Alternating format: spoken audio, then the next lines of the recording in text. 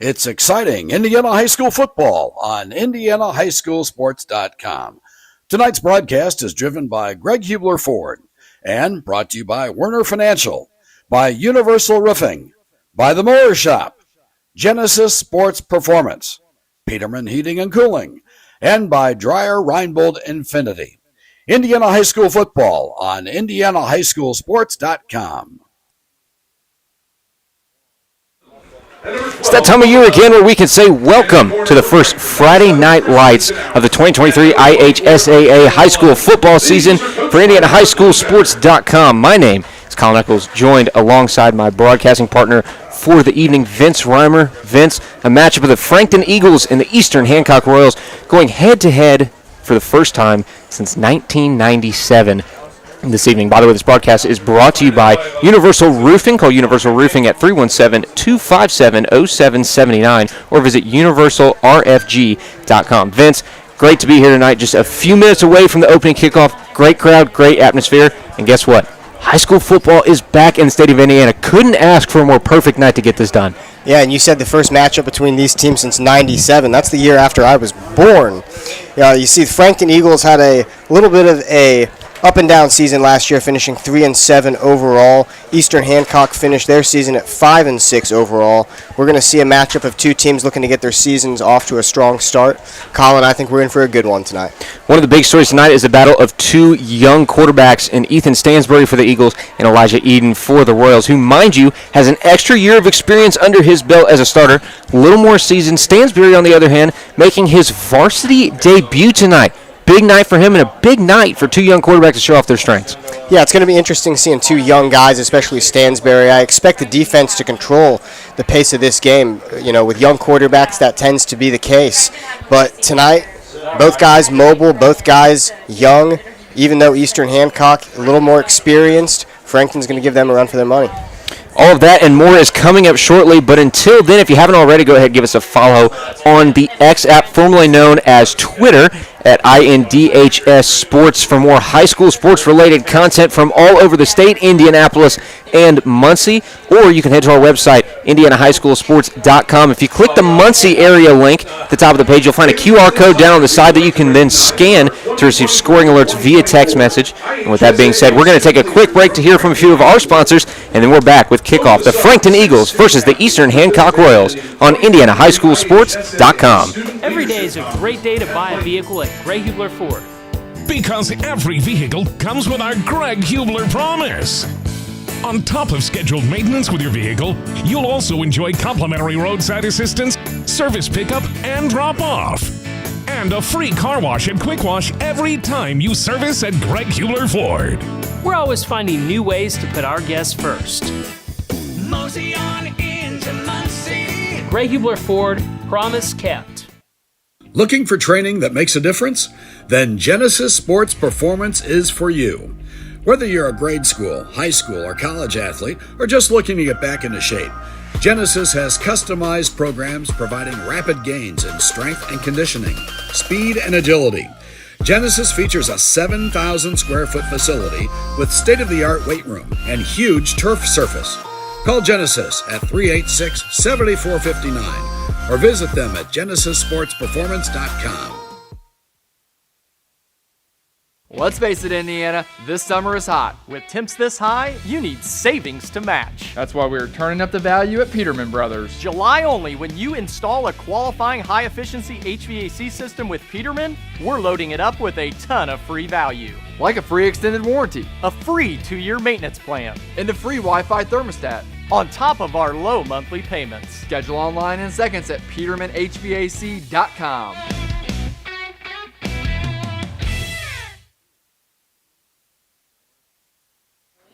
And we are back live at Frankton High School on IndianaHighSchoolSports.com. Colin Eccles joined by Vince Reimer.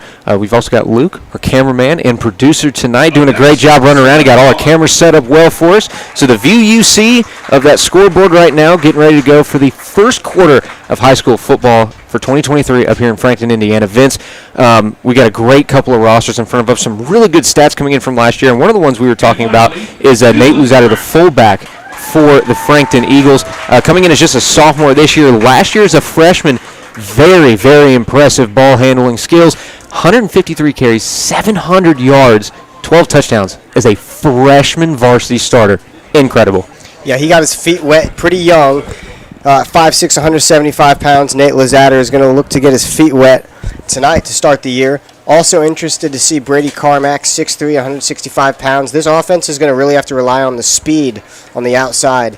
So for Eastern Hancock here, you mentioned Elijah Eden. Started last year as a freshman, 139 yards per game passing with 19 touchdowns. Very solid for only being a freshman. We're going to look for him to start his sophomore season off with a bang.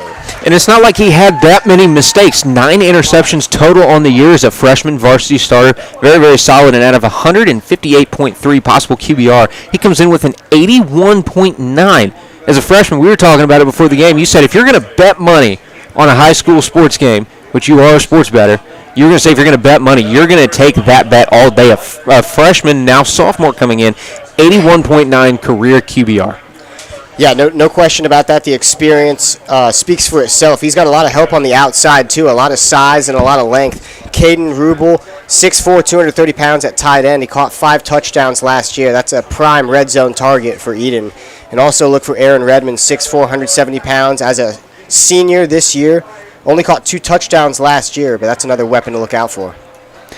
The teams are getting ready to come back onto the field. The Eagles, they're getting the banner up, ready to run them back out for the first time this year. But one of the things I want to talk about is an aspect of the game that doesn't necessarily get the biggest recognition ever, and that is the special teams. One man in particular, his name is Austin Nunley, goes by Bubba. All of the sheets that I got, the full roster, the depth chart from Coach Lazatter, they all said Bubba. No Austin Bubba. And return of them last year, 23.5-yard average for each kick return, 66 yards was his long on the year. Pretty impressive. And then the punt return, a 13.7 average return, 52 yards on a punt return was his long for last year. That's a dangerous weapon to have a guy with that much versatility to play the offensive, some defensive side of the ball, and kick and punt return, and return for some decently long yards. They're going to need him juiced up. He's also playing defense tonight.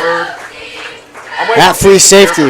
That defense you got for Frankton is very deep. Strong safety Noah Melvin, 6'2", only 145 pounds, but then also you have Isaiah Malone on the outside, 5'9", 155 pounds. This Frankton defense, a terror, especially up there on the line. They had 23 total sacks as a defense last year, so around 2.3 per game, 11 quarterback hurries, 9 total interceptions amongst the team, and 6 fumble recoveries. If you can bring that out against a high-power offense like Eastern Hancock, who can throw the ball and run the ball, create havoc, create those turnovers, and then capitalize off their mistakes, they're going to be set up for a pretty good run at a win on this opening night. Yeah, as far as Frankton's defense goes, you can count on Ty Everson to lead the front at 6'2", 285 pounds. He had 2 sacks last year. That front for the Frankton defense is going to have to really come up big playing against Eden at quarterback tonight. And they are going against a high-power Royal offense. 2,400 rushing yards, about 220 per game, and then in the passing side, 53% completion percentage, and they had a grand total of 1,561 pass yards as well, so about 142 a game. You look at that much yardage from both aspects of the offensive movement, rushing and passing. That is a tough offense to go up against. No question about it. I think the key thing for this game is going to be getting off to a quick start. First game of the season, there's going to be a lot of nerves, but Frankton being the home team, definitely going to look to establish position first. And before this national anthem is underway, Frankton, I don't know if you can hear it over the loudspeaker right now. We can hear it because we're sitting in the box. But Frankton High School, unfortunately, lost one of their special needs students earlier in the week. She passed away. And they are going to do a moment of silence for her. Really special. You see all the purple on the field. That was her favorite color. So that is why the team, the cheerleaders, the fans are all decked out in purple tonight. Great show of respect and family and community from the whole Frankton team, the whole Frankton school. And with that being said, we're going to go ahead and send this to a break with our sponsors. And we'll be back in just a couple of moments on IndianaHighSchoolSports.com.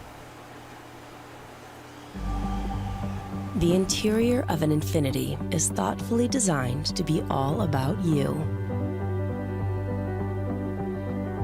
And by you, we mean every version of you. Because there's luxury you can feel, and there's luxury that lets you feel. Infinitely you. Experience luxury like never before in a 2023 Infiniti QX80 at your local Infiniti retailer.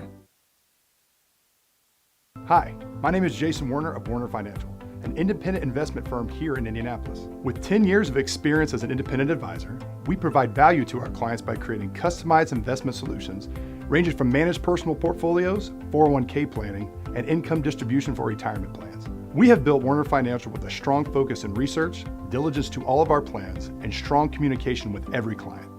We would love the opportunity to show you our process with a no-cost consultation to discuss your financial future.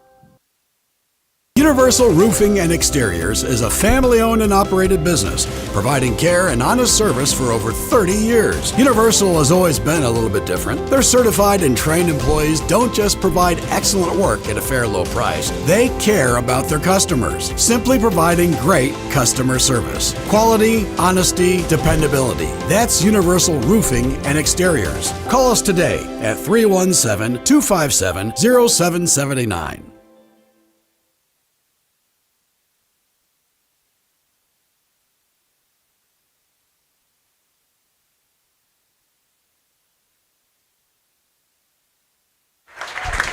Back live at Frankton High School, the end of the national anthem on IndianaHighSchoolSports.com. Colin Nichols joined by Vince Reimer. Vince, it is now that time, man. I'm super excited. High school football is underway. We're getting ready for the coin toss. Eastern Hancock about to make their way onto the field. But while we have a moment, while they decide the coin toss and we get this game decided, who's going to start with the ball, who's going to kick, who's going to return. You look at these rosters. We both talked about it.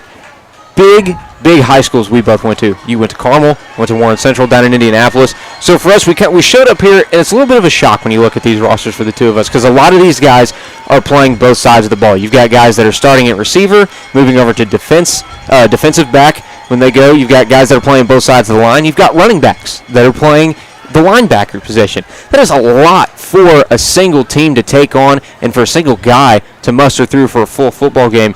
In your opinion, how do you, as a coach, keep these guys motivated for long enough and keep them locked in the game when they're playing two really, really hard positions for a full 4 quarters?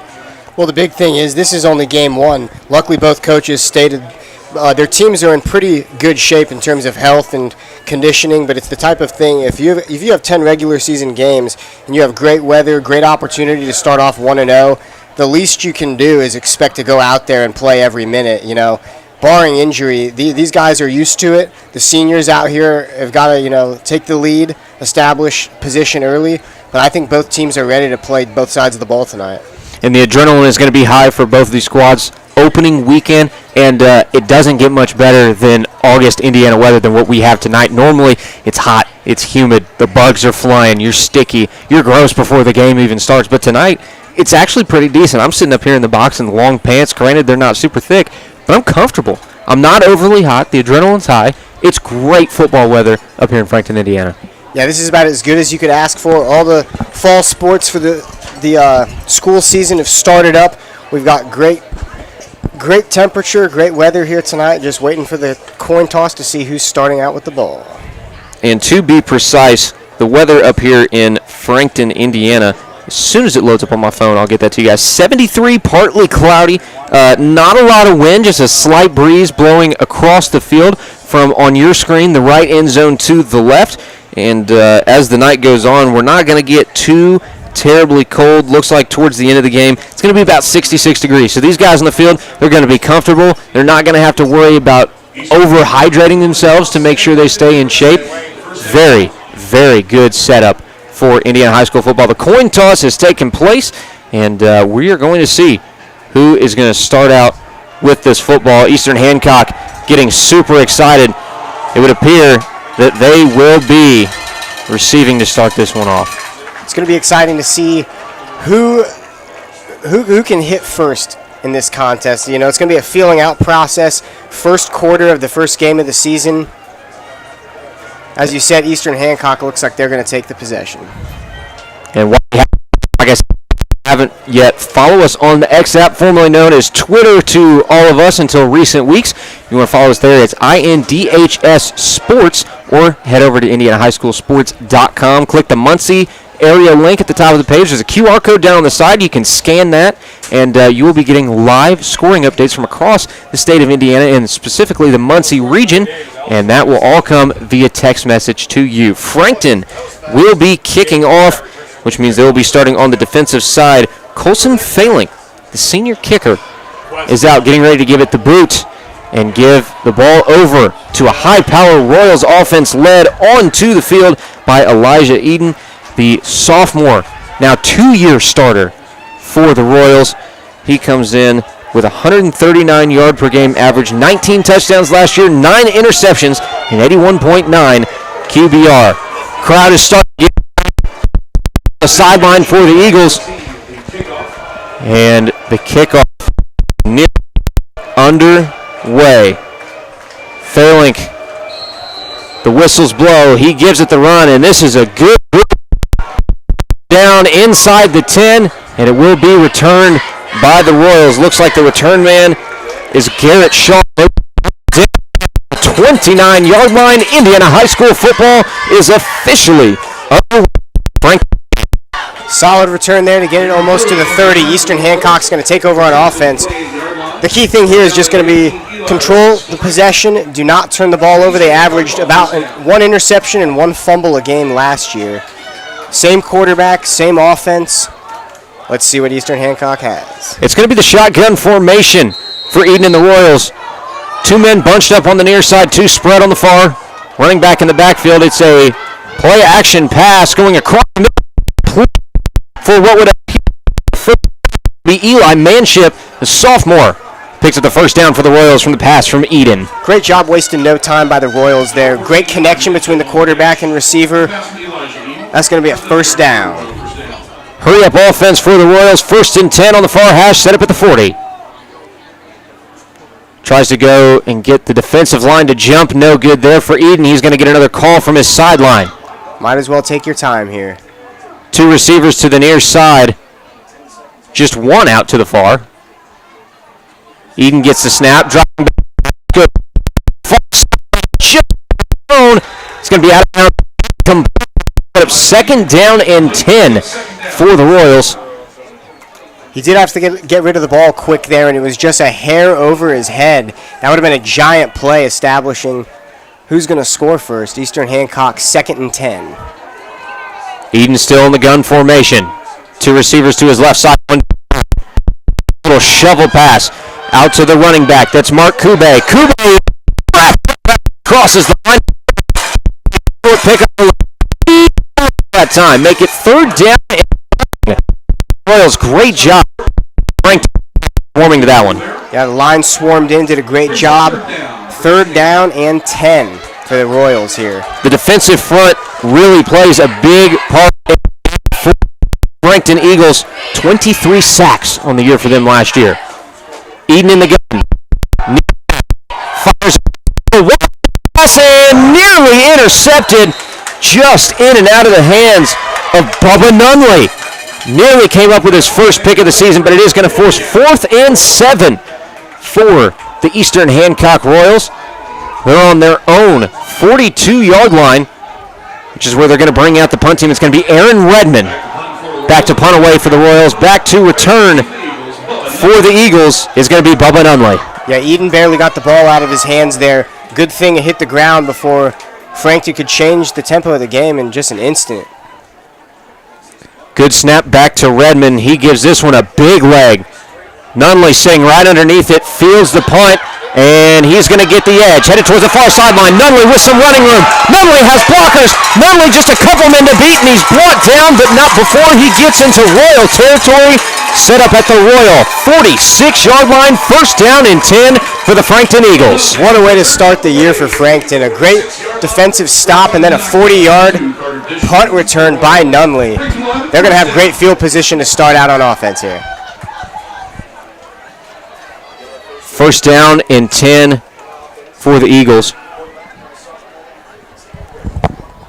Frankton's going to set up under center Ethan Stansbury, his first game starting varsity. Under the gun, he has Crew Farrell and Nate Lizatter. Handoff to the right side goes Frankton. That's a gain of about 5 yards, pushed out of bounds. Great run there by Crew Farrell. Found some room on the outside and collected a few yards. Stansbury goes back to the middle. Frankton's going to look to pick up after that gain of 5 there. Great punt return by Nunley, and then a fast job moving out on offense for Farrell. Stansbury is in the gun again. Single back formation for Frankton. Handoff goes to Lizatter. He's going to push through the pile. It looks like Frankton's got a first down. First down, Eagles. It's the first carry of the season for Lizatter, and he picks up a first down. Doing a great job of capitalizing on his first rush of the year. Ball is on Eastern Hancock 39-yard line. 1st and 10 for the Eagles. Stansbury's going to go to the same formation, single back with, this time, Farrell underneath him. Looks like we're going to see a penalty flag, and it looks to be offsides on the defense. They crept up there, had 8 in the box, and just couldn't play the count correct. The flag on the field call is offsides. Offsides on the Royals, so we're going to see 1st and 5 here for the Eagles. I missed a little bit of the action. We do apologize for the frozen camera. We're working to get that resolved. Right now it is a 2nd down and 5 for the Frankton Eagles. They're set up on the Royal 30 on the near hash. Under the gun for Stanberry. Stanberry to pitch out. Left side, it's a cut back up the middle, and a good rush coming from Nate Lizatter. He's going to get near the first down marker. I think he's going to be a yard short, make it 3rd down and 1 for the Eagles, but they are chugging right along on this first offensive drive. That's his 2nd rush of the game, and from what we can tell so far, he does a great job in traffic, pushing the pile. 3rd and inches now for the Eagles. 3rd down and inches indeed. It's going to be Stanberry back under center. He's got 1 receiver to the near side, 1 to the far, set up on that far hash. Another handoff to Lizatter. Lizatter gets wrapped up in the backfield, able to escape 1 tackle, and that's going to be enough to pick up another Eagles first down. So 1st down and 10 for the Frankton Eagles. They continue to push this ball along. Now inside the 25-yard line of the Royals at the 24 on the far hash, and they are looking good. Still a score of 0-0. With 8 minutes and 8 seconds left here in the first quarter if you're just now joining us. That's going to look to be the strategy later in the game. Anytime you have inches or short yardage, just hand the ball off to Lizatter. He looks to be very reliable. 1st down and 10 for the Eagles. Stanberry stays under center. He's this time 2 receivers to his right side, 1 out to his left. Lizatter solo in the backfield. Man in motion coming across. That's Farrell. And a handoff coming to Lizatter, and he is not going to get very far, maybe a yard on that one. Call it 2nd down and 9 for the Eagles as they get just 1 yard closer to the red zone at the 23-yard line of the Eastern Hancock Royals. They're doing a good job on their first possession of the season of controlling the clock, being careful with the possession, mixing the plays up a little bit here. We've seen a few runs in a row. Let's look to see if Frankton's going to test it and be a little risky. Haven't seen that yet. 2 receivers to the short side of the field on the left, 1 out to the right.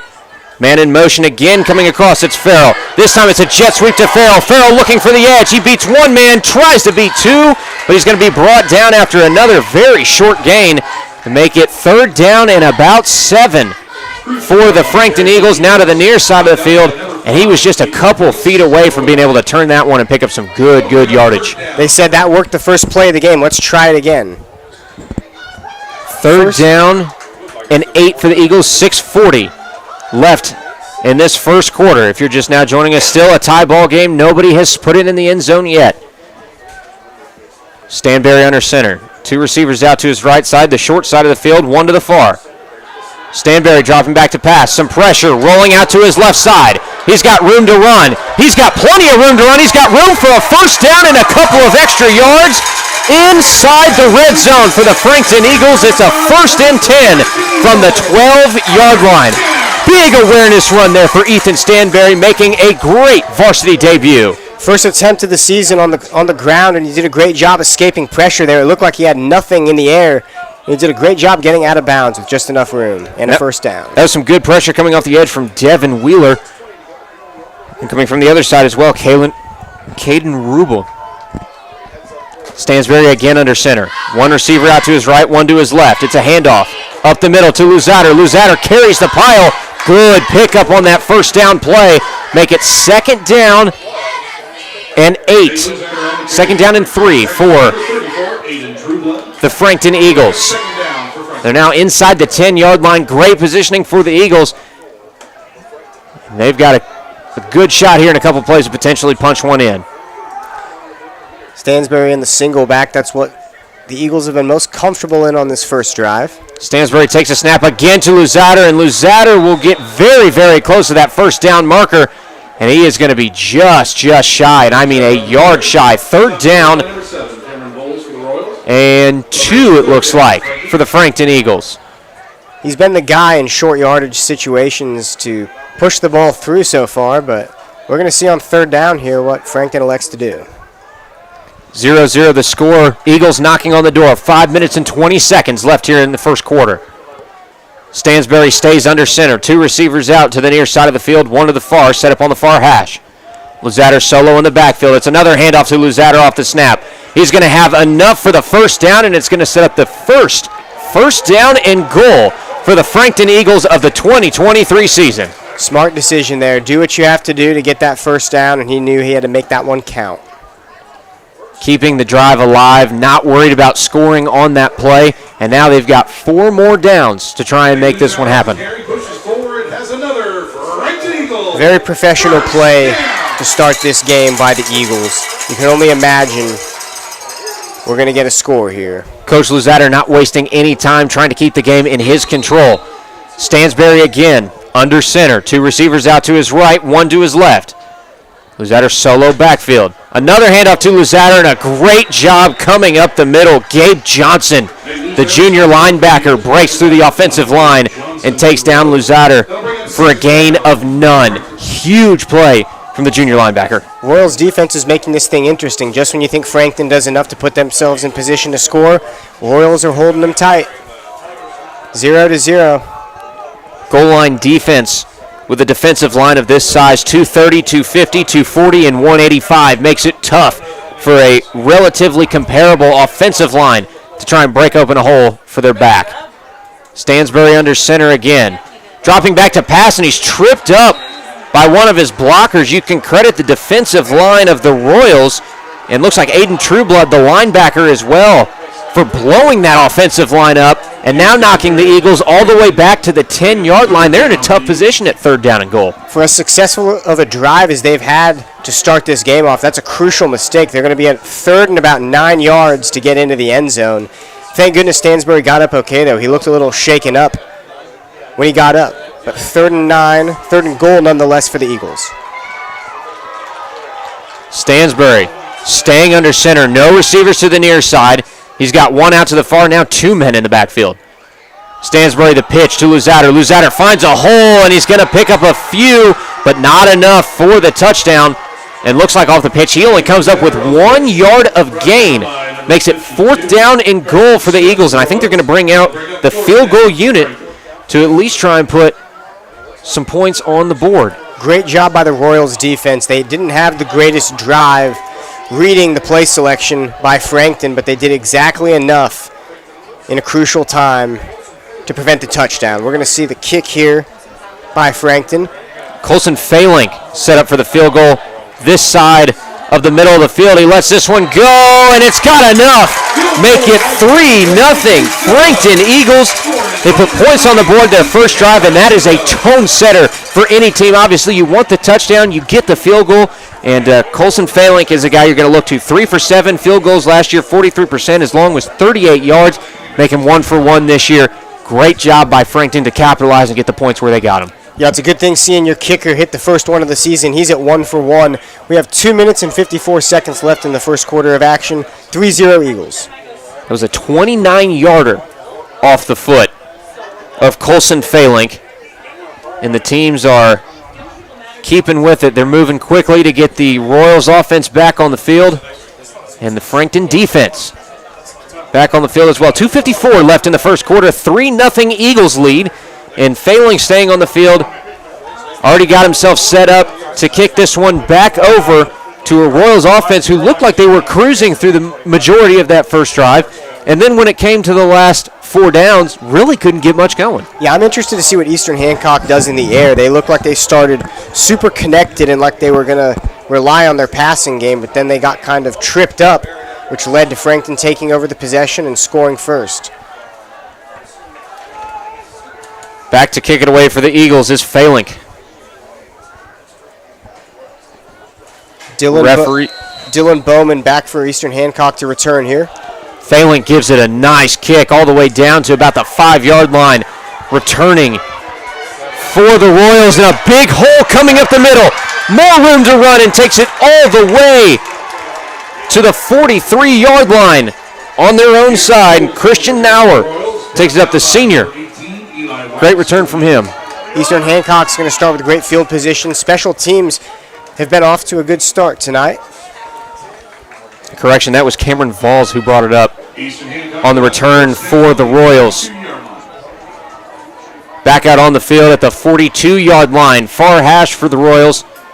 Out in the gun again is Eden. 2 receivers to his left side. 1 out to his far. He's got 2 men in the backfield. Quick handoff up the middle and a great rush from Mark Kube. Nice 5-yard pickup. Make it 2nd down and halfway to that first down marker. Make it 2nd down and 4, actually. The 6-yard pickup for Kube. It's Kube's second carry of the game. Eastern Hancock's at midfield. See if they can get some points on the board here and compete with Frankton. Shotgun formation again for Eden. 1 out to his right, 2 to his left on the far hash. Eden again hands off to Kube. Kube this time nowhere to run, and he's wrapped up and dropped by Crew Farrell, one of the bigger names on this Frankton defense and on the offensive side as well. Incredible linebacker. The senior had 101 tackles total last year. A good stop there by Frankton. You can tell they're reading the run. Eastern Hancock's going to have to do something else if they're going to move the ball. 3rd down and 2 for the Royals. Eden back in the gun once more. Bunch formation, just 1 receiver out to both sides. Again, it's a handoff to Kube, and Kube has enough momentum. Looks like his forward progress is going to get him across the stick and into Eagle territory for the first down. And sitting from here, he had plenty of room to get across the line. And that's a good play call by the Royals. That'll be first down, Royals. Not looking to waste any time, setting back up here. Shotgun again for Eden. Middle of the field now, 2 to his left side, 1 out to his right. Kube solo in the backfield to the near side as well. 3-0 the score, 1:25 left here in the first quarter if you're just now joining us. Eden takes a snap, fumbles it, able to recover. He'll take it himself, trying to bounce to the outside, but he's not going to get anywhere. In fact, he'll go back 3 yards right to center field, make it 2nd down and 13 for the Royals. Luzader came out onto the field there. Frankton's head coach not happy about the extracurricular activity on the outside. We had a little bit of a pushing contest between the corner and the receiver after the play was over, but thank goodness for the Royals they got the ball back. That snap looked very concerning. That doesn't scream high school football is back. Now you know. Once again, the shotgun formation for Eden. Near side of the field, he's got 2 receivers to the far, 1 to the near. Off the snap, rolling to his right side. Fires sideline, complete. Breaks 1 tackle, maybe breaking 2. Close to the first down marker is the receiver Eli Manship. And what went from a blown play to a very well-designed second play brings up 3rd down and 1 for the Royals. Huge momentum gain, and they are right back in this one with 3rd down and short. Great timing so the receiver could get a hold of the ball and get possession. They're not going to waste any time. We're going to see It's a rush play. Oh, they tried to push right up the middle. Man breaks free. That's coming around the edge. Rubel. That's Rubel. Rubel with running room takes it all the way down to the 10-yard line where he's dragged down by 2 Eagles. And that makes it first down and goal for the Royals as the time expires. I don't know how in the first quarter. I don't know how the play stayed alive there. I thought we would have down by contact, but Caden Rubel picked the ball up, and he's one of the hardest guys in the open field to tackle. That's what I thought as well. It looked for sure that Eli Eden had been wrapped up trying to sneak it across. Instead, Rubel comes out of the back of the pile and takes it up for a 30-yard gain for the Royals. First down and goal for Eastern Hancock. When we come back, that's the end of the first quarter. 3-0. Eagles lead on IndianaHighSchoolSports.com.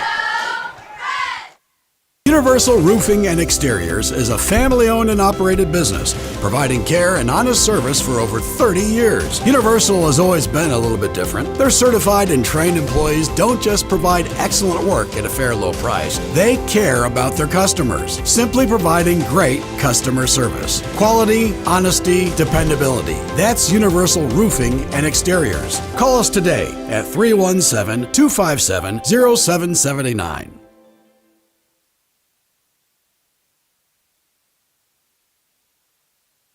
Every day is a great day to buy a vehicle at Greg Hubler Ford. Because every vehicle comes with our Greg Hubler promise. On top of scheduled maintenance with your vehicle, you'll also enjoy complimentary roadside assistance, service pickup, and drop-off. And a free car wash and quick wash every time you service at Greg Hubler Ford. We're always finding new ways to put our guests first. Mosey on into Muncie. Greg Hubler Ford, promise kept. Back live at Frankton High School on IndianaHighSchoolSports.com. It's the Eagles versus the Eastern Hancock Royals, brought to you by Genesis Sports Performance. A big fumble to start a first and goal is going to take the Royals all the way back to the 26-yard line and make this a tough second and goal. But a big break for the Frankton Eagles after the end of that first quarter. Like I was saying, Genesis Sports Performance with locations in Indianapolis and Carmel. You can visit Genesis at GenesisSportsPerformance.com. It is 3-0 Frankton lead over the Eastern Hancock Royals. Now second down and goal. Shotgun formation for Eden.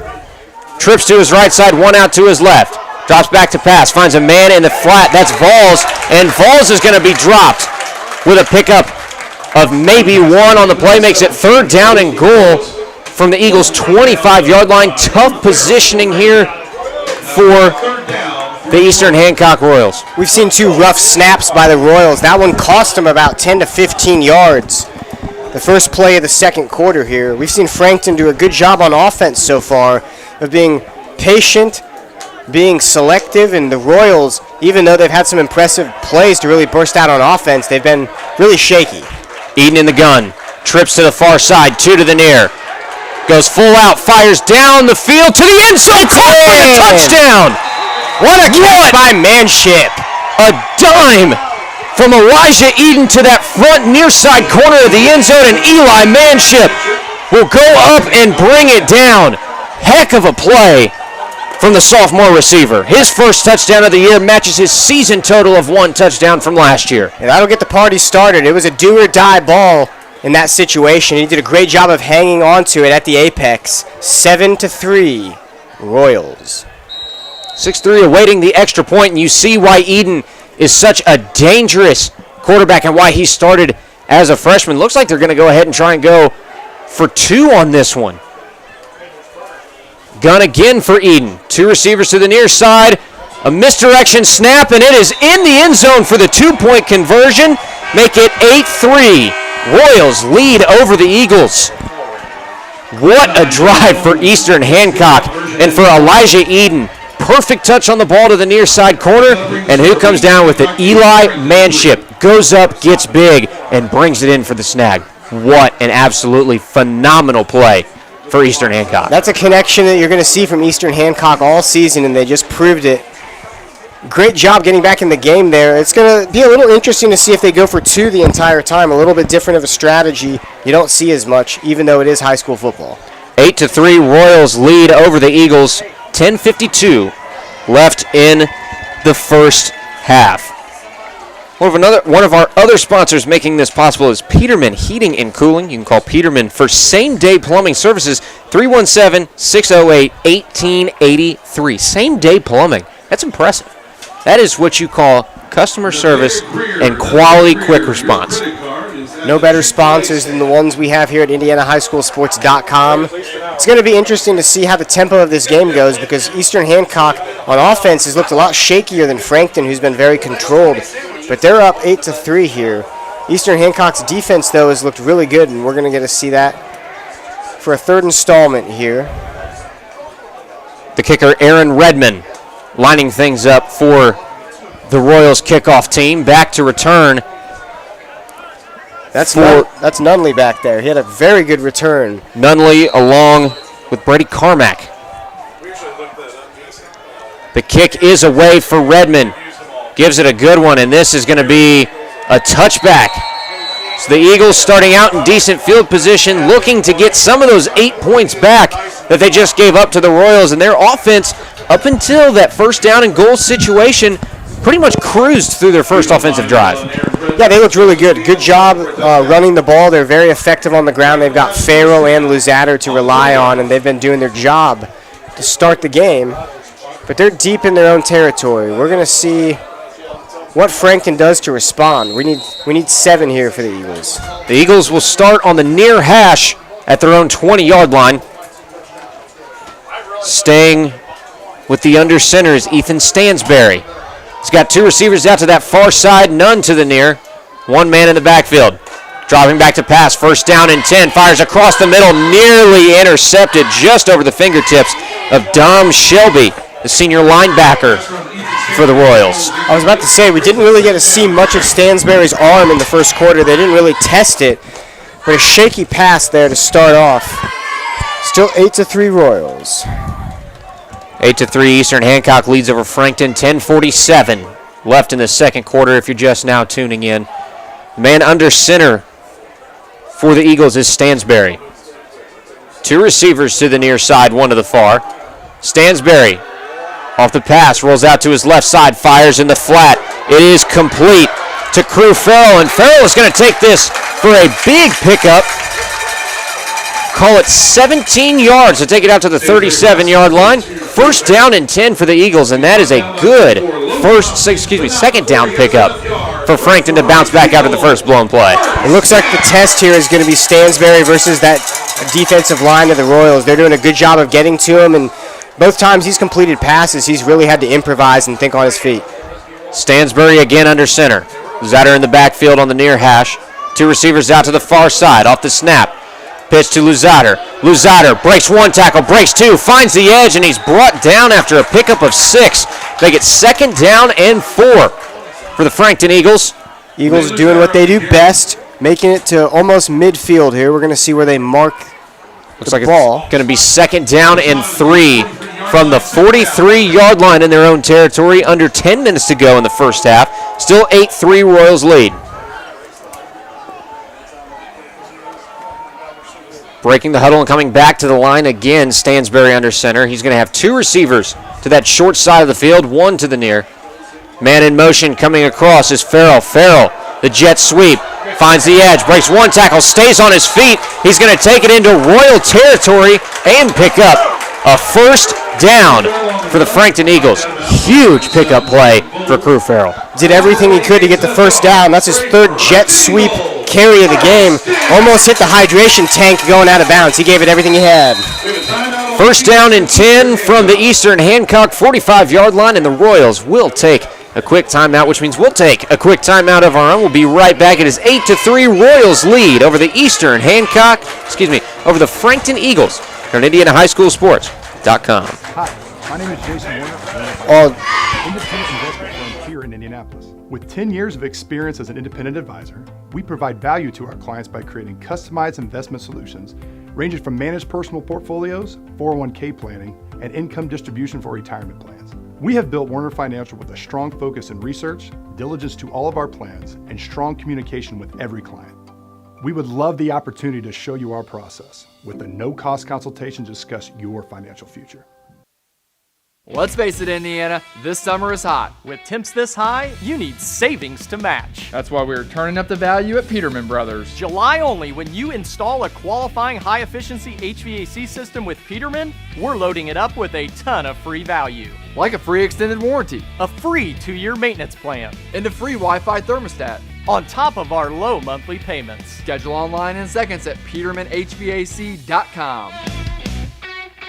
Get a break in the end. Back live from Frankton High School on IndianaHighSchoolSports.com. Colin Nichols joined by Vince Reimer. First down and 10 for the Frankton Eagles. From the Eastern Hancock 45-yard line, a nice misdirection to start this one out. It's Bubba Nunley taking it up the field inside the 30, carrying men with him down to the 25-yard line. And that is a 20-yard pickup for the Eagles. A great misdirection play out of the timeout.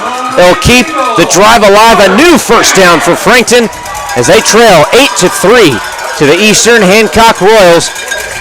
Just 9 minutes and 23 seconds left in this first half if you're joining us. Yeah, you could tell that Nunley has the speed. He's very agile in the open field, but the squatting really paid off on that play there. Still 8-3 Royals. Frankton comes out now in the single back. Under center is Stansberry. Single back formation, one receiver out to each side.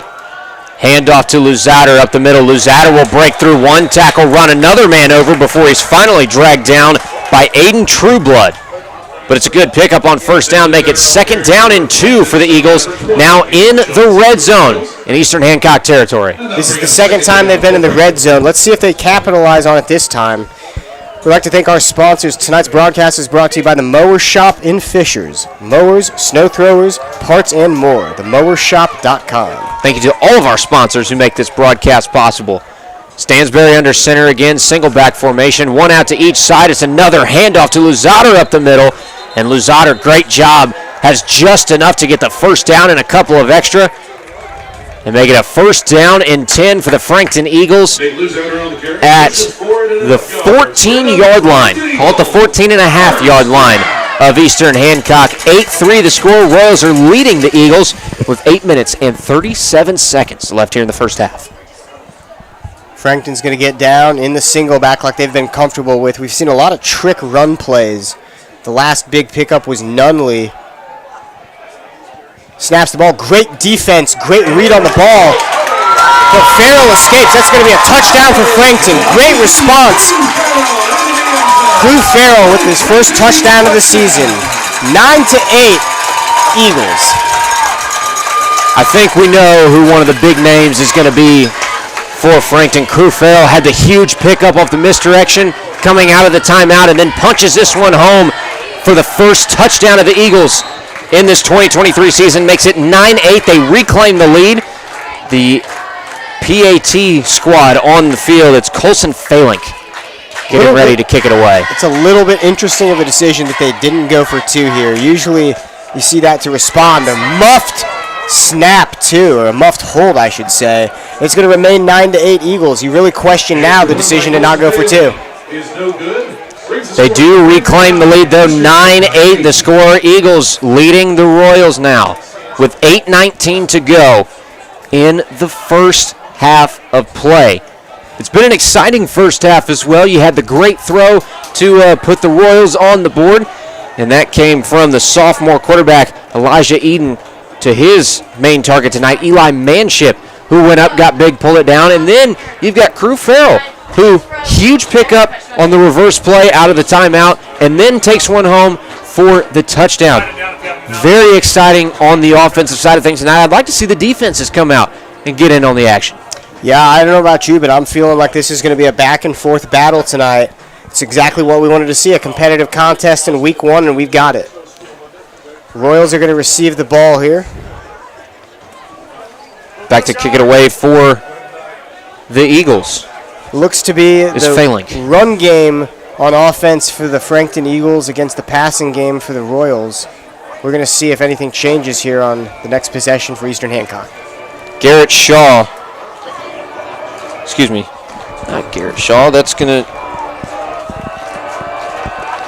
Let me get myself squared away. Mark Kubek back to return.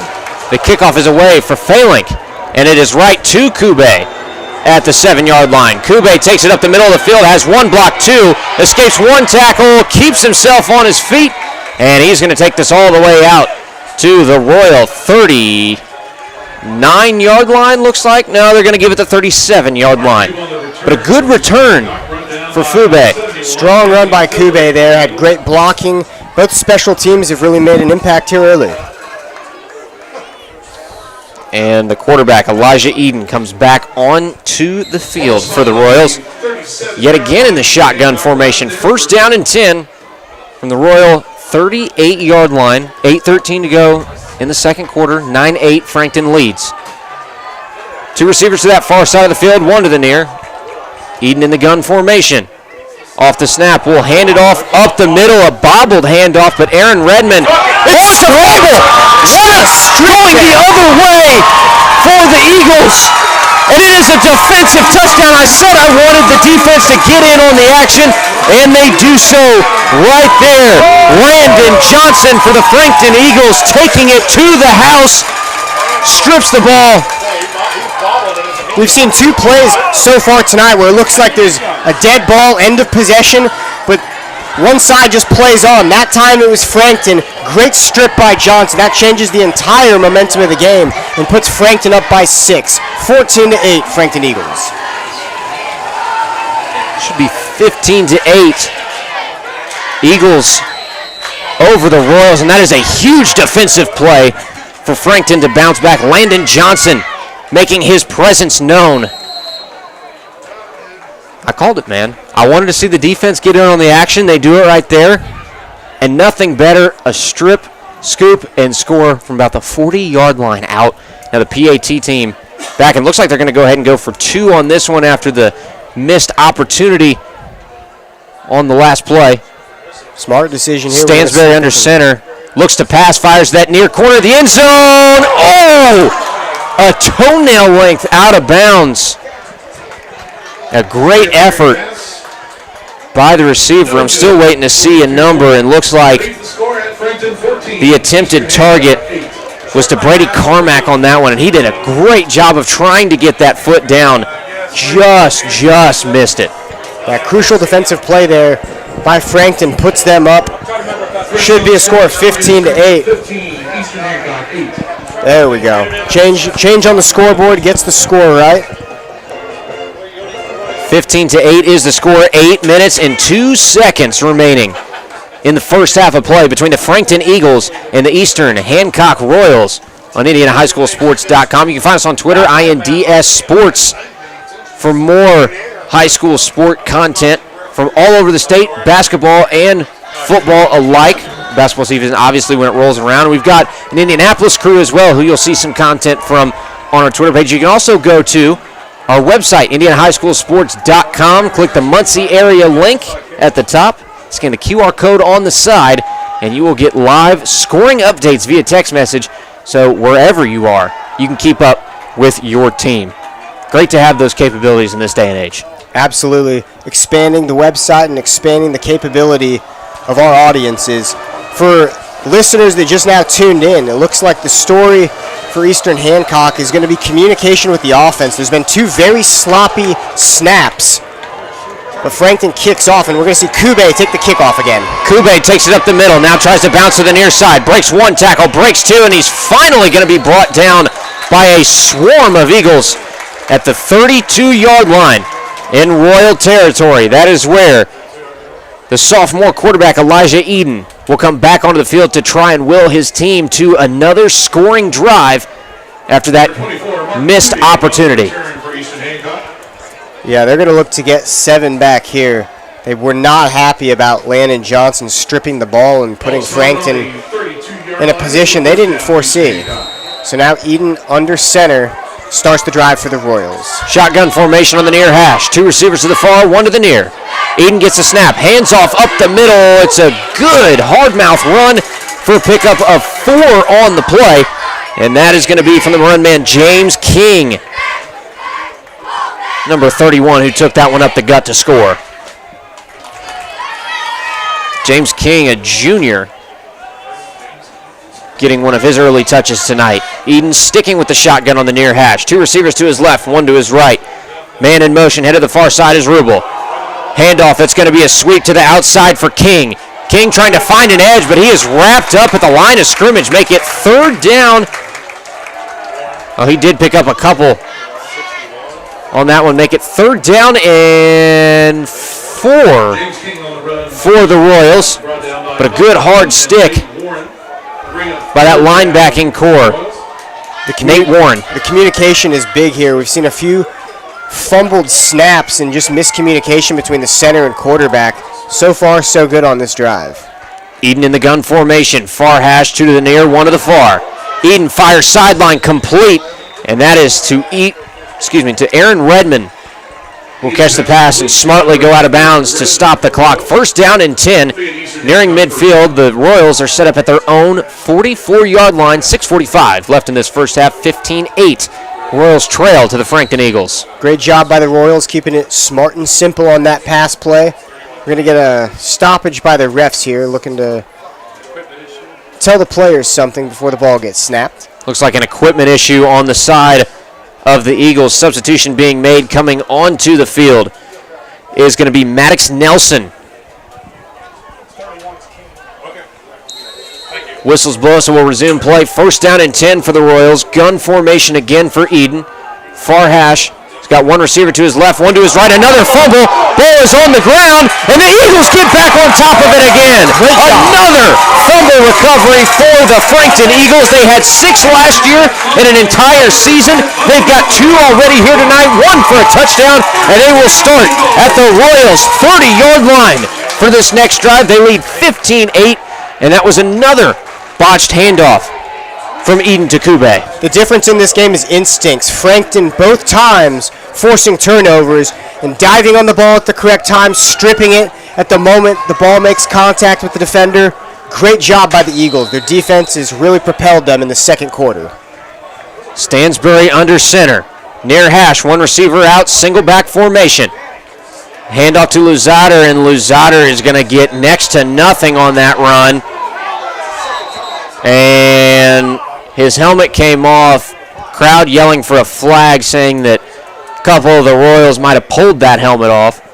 Nonetheless, comes up with a 2nd down and 9 for the Eagles. 6:20 left in this first half. Yeah, you can tell they were trying to take their anger out from those last couple turnovers. Frankton has the ball on the Royals' 29-yard line, looking to get a 3rd touchdown. That was in the 2nd quarter. That was Logan Hoskins credited with the tackle.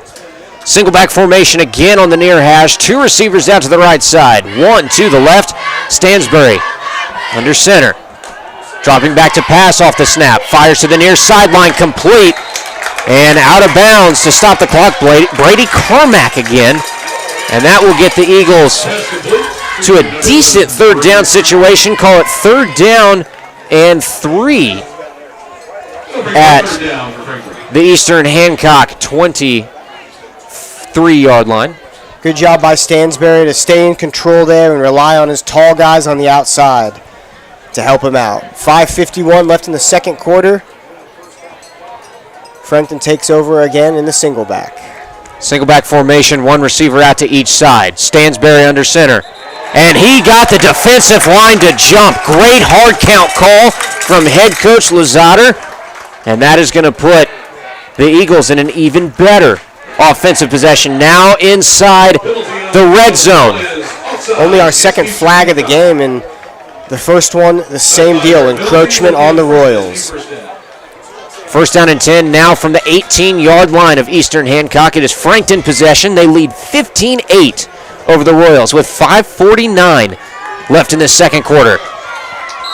Again, the single back formation, so the same set. 1 receiver out to each side.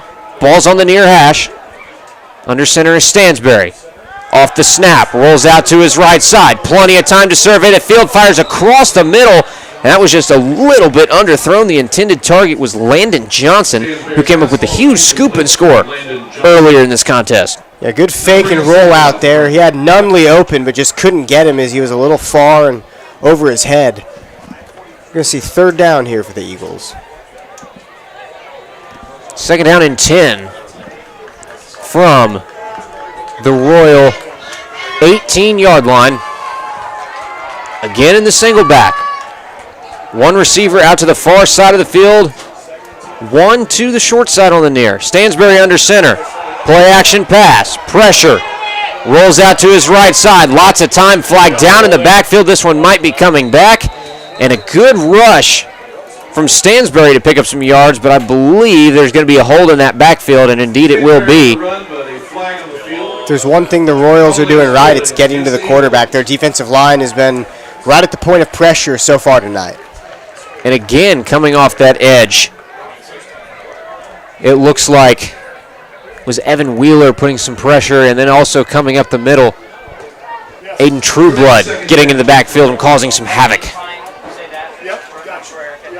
So second down and 20 for the Eagles. They still lead 15-8. Just over 5.5 minutes to go in this second quarter. And they're still in Eastern Hancock territory now at the 28-yard line.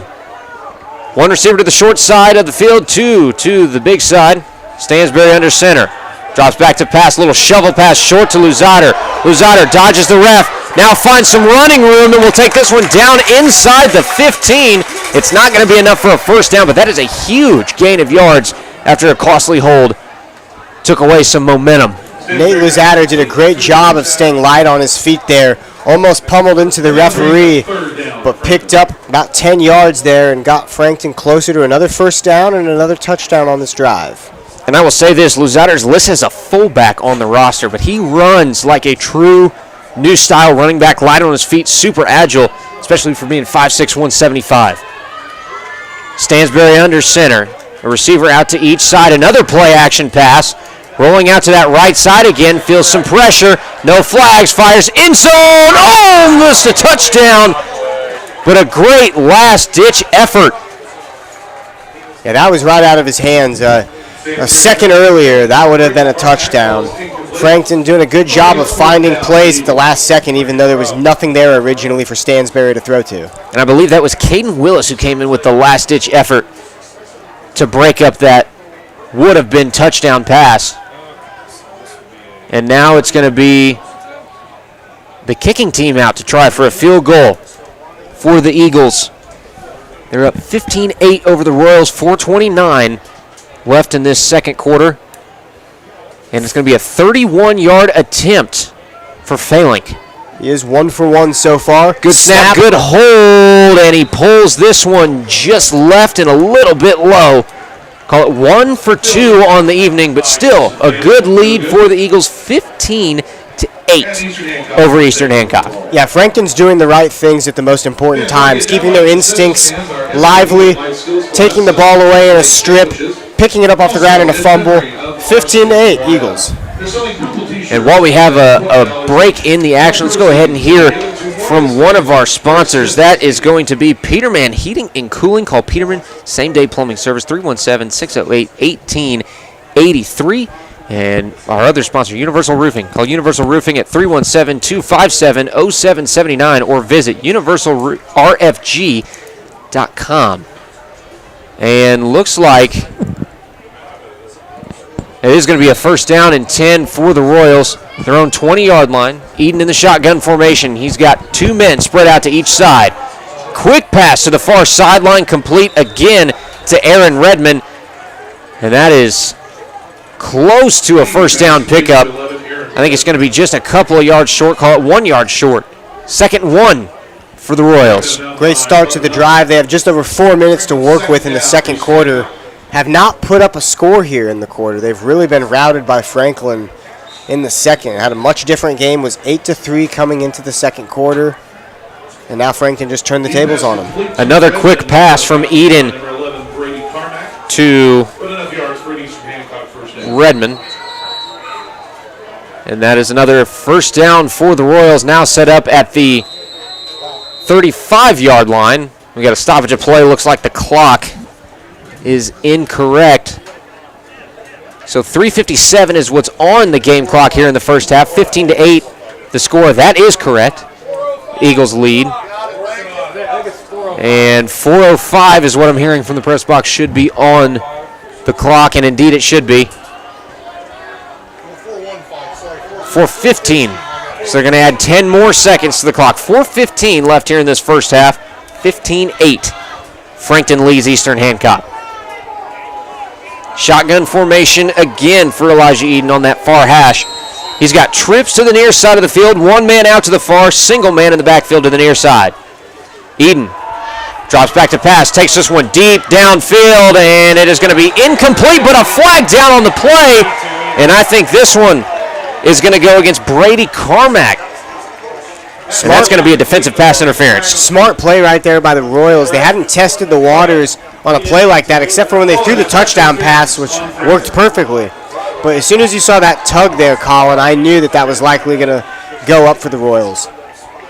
And that is going to be a first down for Eastern Hancock. It'll be 10 yards from the spot. 15 yards from the spot. They're going to take this one all the way to midfield, so 1st and 10 at the 50-yard line for the Royals. 4:11 left in this first half. The Royals trailed to the Eagles 15-8. Eastern Hancock setting up here after a penalty. Eden again in the shotgun.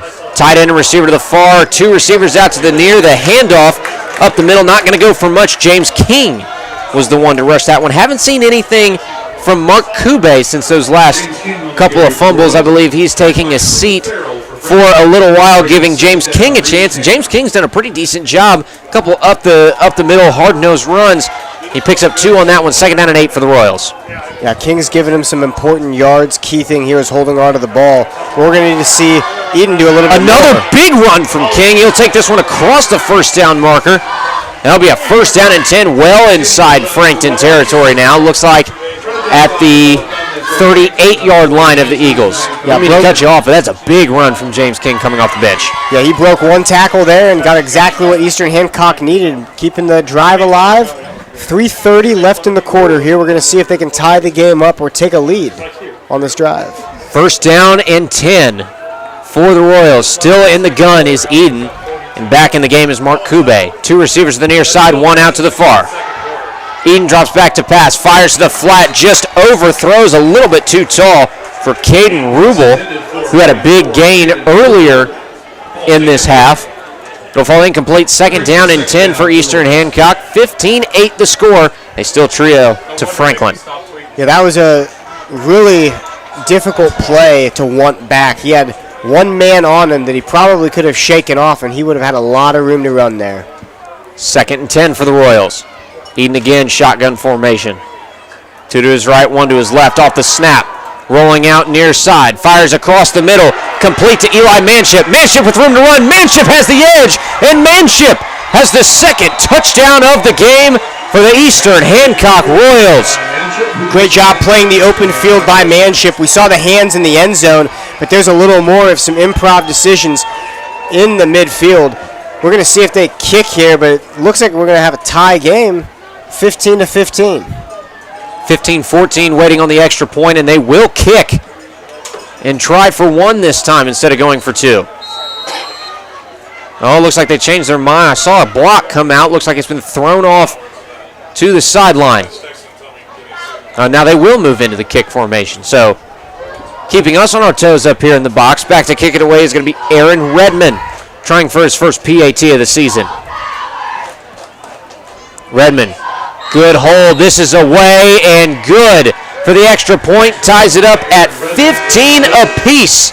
Eagles, Royals, we're all tied up as we near halftime. 3 minutes and 3 seconds to go in this second quarter. And we will have a halftime interview with the athletic director of Frankton, Mr. Brobson. We talked to him earlier. Very happy that they've allowed us a space to come do this game. And tell you what, great facilities, great to be around a high school football atmosphere again. It's my first time in a long time, and I don't know how long it's been for you, but I've missed it, and the feeling really never gets old. It's been quite some time since doing Indiana high school football, and Frankton's been absolutely phenomenal. Great stadium, great atmosphere for week 1. That was a perfect response on offense by Eastern Hancock. They went the whole length of the field and scored just before the end of the half. What do you see here, Colin? for Frankton needing to do before the halftime starts? I mean, 3 minutes to go. Obviously, you want to put some more points on the board. Give yourself a little momentum. Any points that they can get on the board, field goal, touchdown, whatever it is going to be huge heading into this second half. Eastern Hancock, they've been kind of turning it up on the offensive side. Eden's got his feet settled. Looks like the nerves have calmed down. And Eli Manship, clearly a big target for him. Kicking away for the Royals is Redmond. Gives this one a great kick back to the end zone. Just short, not going to be a touchback. And here comes the return man. It is Bubba Nunley. Nunley takes this one all the way out, escapes a couple of tackles, and finally dragged down at the 25-yard line on his own side. So a good return for Nunley. Frankton's going to come out at about the 25-yard line. It looks like on the return that actually might have been Brady Carmack. And indeed it was. Tie ball game, 15 points apiece for both sides. Frankton and Eastern Hancock, 2:55 left until we get to halftime. And here come the Frankton Eagles on the offensive side. Under center again, Stansberry. Eagles set up on the far hash, 2 receivers to the wide side of the field, 1 to the short. Stansberry takes the snap. They're going to try the pass game. Plenty of pocket protection. Steps up and he's brought down for the sack. There is a flag on the play as well, but as it'll currently stand, it's going to be a second down and long from the Eagle 20-yard line. We'll see what the flag is and to see which option Eastern Hancock decides to take. The Royals' defensive line stays stout and stops Stanberry there, but we're going to see what kind of call we get.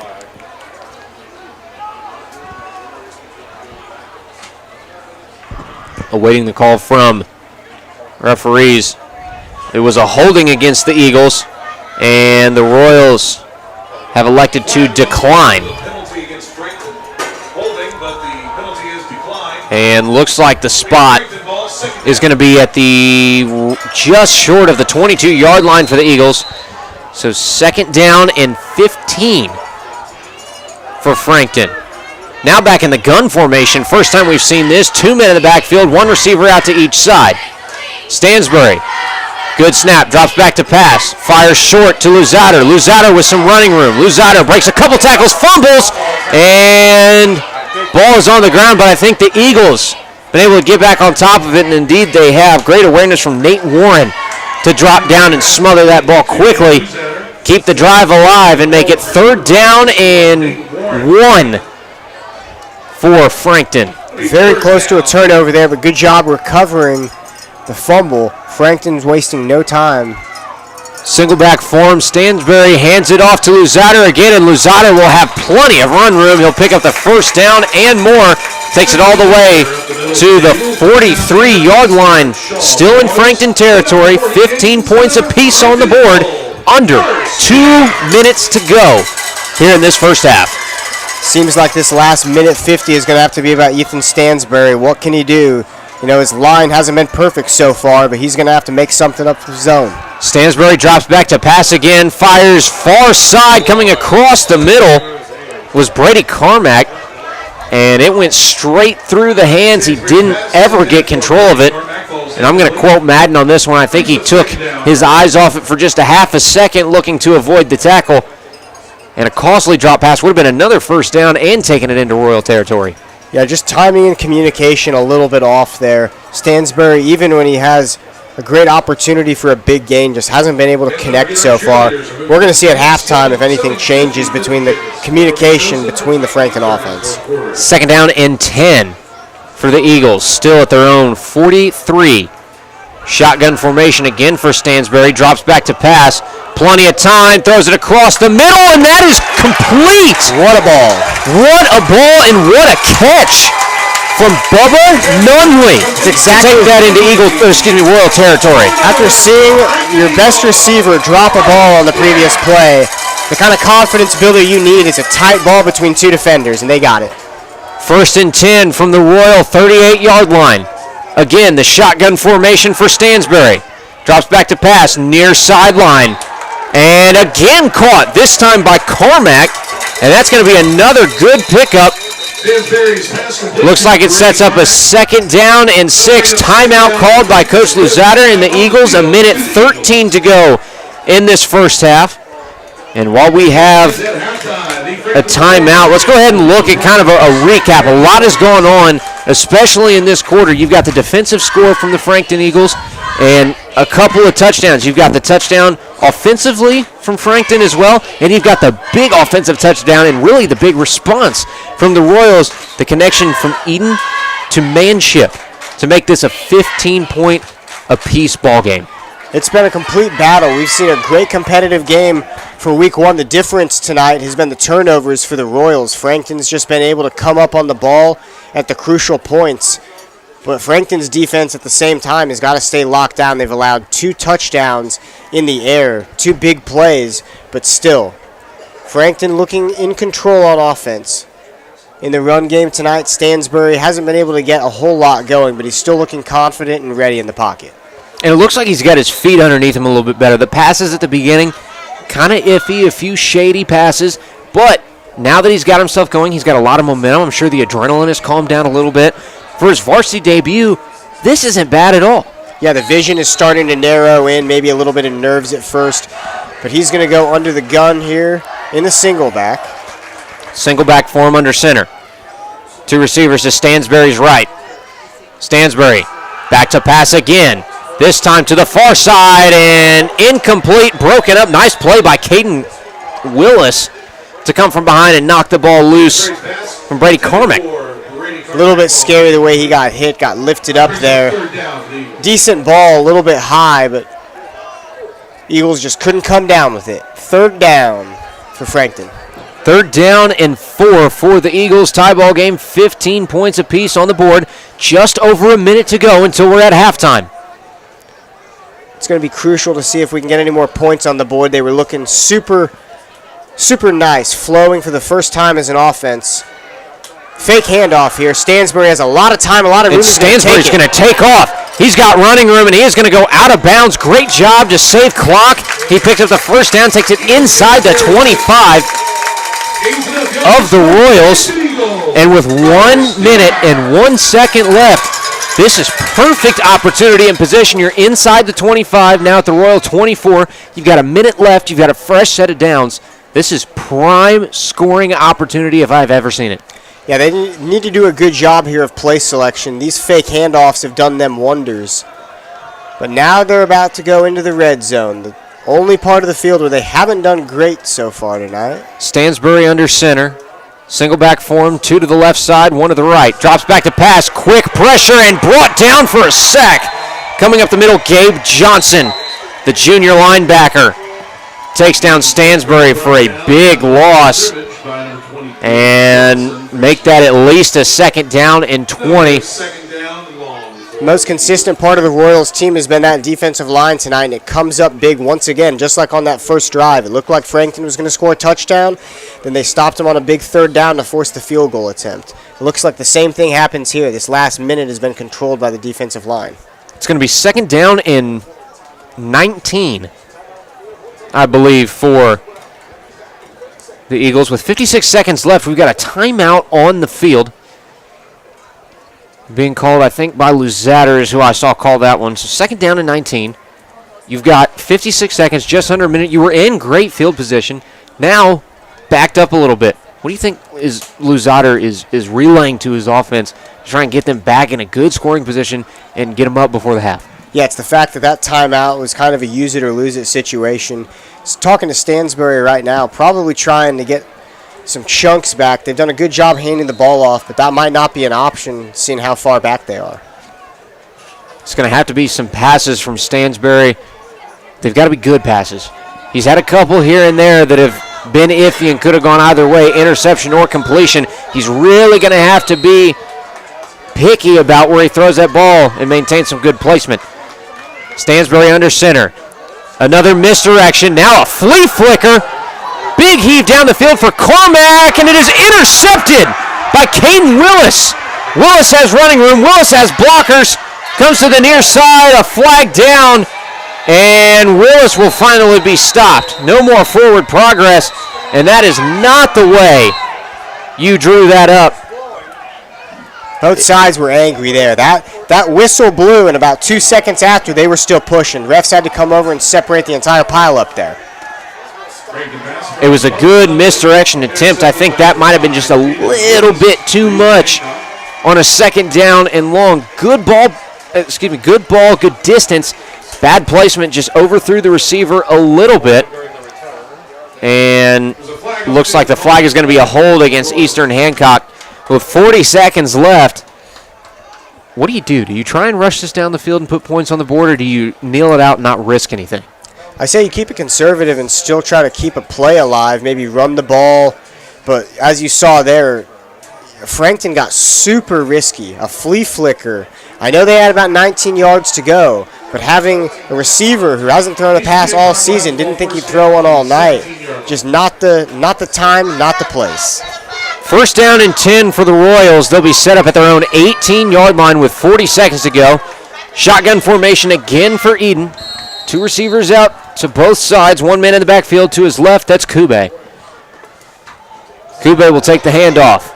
Kube to the near side. He's going to pick up a few, but it's not going to be nearly enough for the first down, and that's going to be second down and 7. Under 30 seconds to go for the Royals to hopefully put some points on the board for them in this first half. Clock winding down. It doesn't look like they're too serious about scoring here. The matter of fact is they got the turnover when they needed it, their first of the night, and they're going to go into halftime with a tie ball game after being down at one point, 15-8. And it'll be one more play. Eden gets it off, drops back to pass, fires down the field, broken up. Good pass deflection by the defender, Bubba Nunley, to send this one into halftime.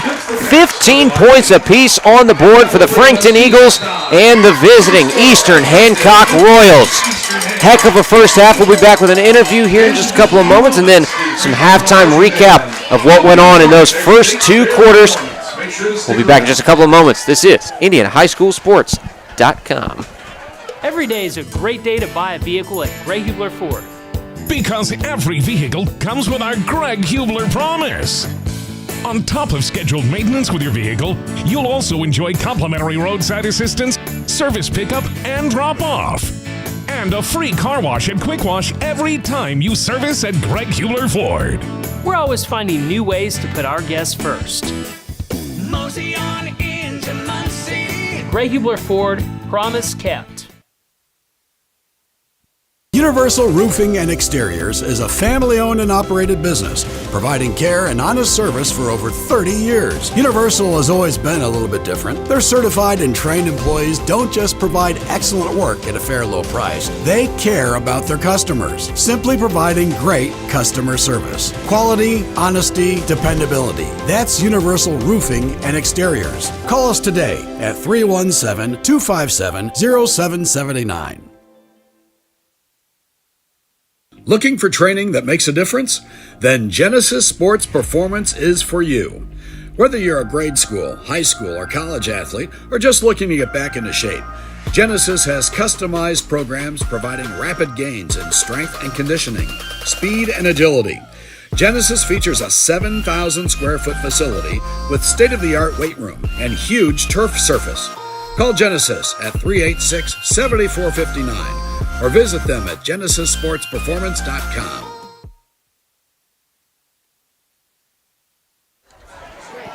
Alrighty, folks, we're back at the halftime show on IndianaHighSchoolSports.com.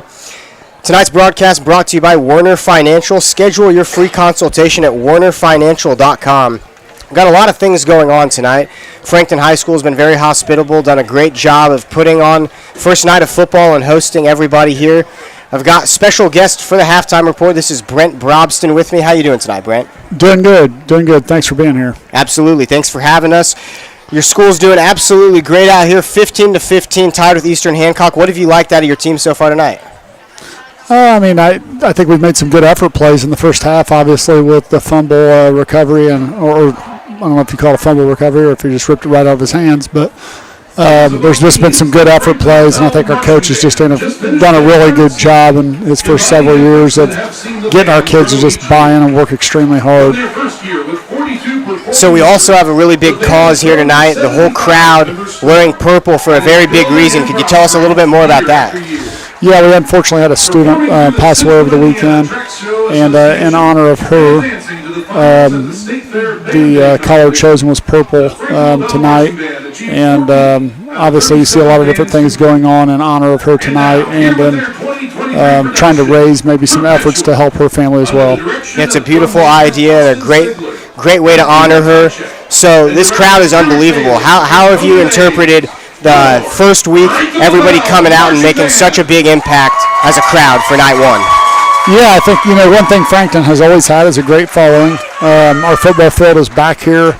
I think this is our third full season back here. We were out for 20 years out off Highway 128 behind the elementary. We're kind of back in the roots here where Otis Kress established a great football program back in the 80s and 90s when he was here, and I know we had good programs before that, but Otis, obviously this field's named after him for a reason, and this is kind of where the tradition all began right here in town. It's nice to be back here, and we just got a good environment. It's a fortunate environment to be right in town where our high school is located.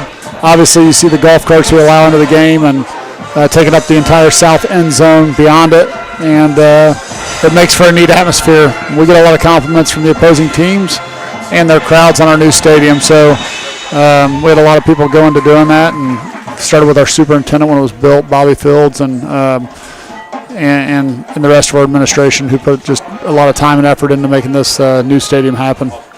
Yeah, I'm extremely impressed. This is actually the second time I've been up here. The first was for basketball this past January for a game Frankton played at Alexandria Monroe, and I'm very impressed. Enjoy the time that I always spend when I get up here. So let's talk a little bit more about some high school football tonight. We have a pretty interesting result as far as action goes between Westfield and New Palestine. What can you tell us about that? Westfield's is where I started my career, so I was there 9 years at Westfield. A fantastic place, a great football coach. I'm biased towards their basketball coach too, because he's a Frankton graduate, Shane Sumter, who is now the coach at Westfield in boys basketball. But Westfield's a tremendous program, tremendous athletes, and doesn't surprise me with anything they've done. For sure. We're going to wrap up the halftime show. Brent, it was unbelievable and extremely nice of you to join us here. We're going to send it back to commercial. You're watching IndianaHighSchoolSports.com. Let's face it, Indiana, this summer is hot. We just were 100% as far as how that was going to go. Value at Peterman Brothers. July only when you Thank you so much. a qualifying high-efficiency HVAC system with Peterman, we're loading it up with a ton of free value. Like a free extended warranty, A free 2-year maintenance plan, and a free Wi-Fi thermostat. on top of our low monthly payments. Schedule online in seconds at PetermanHVAC.com.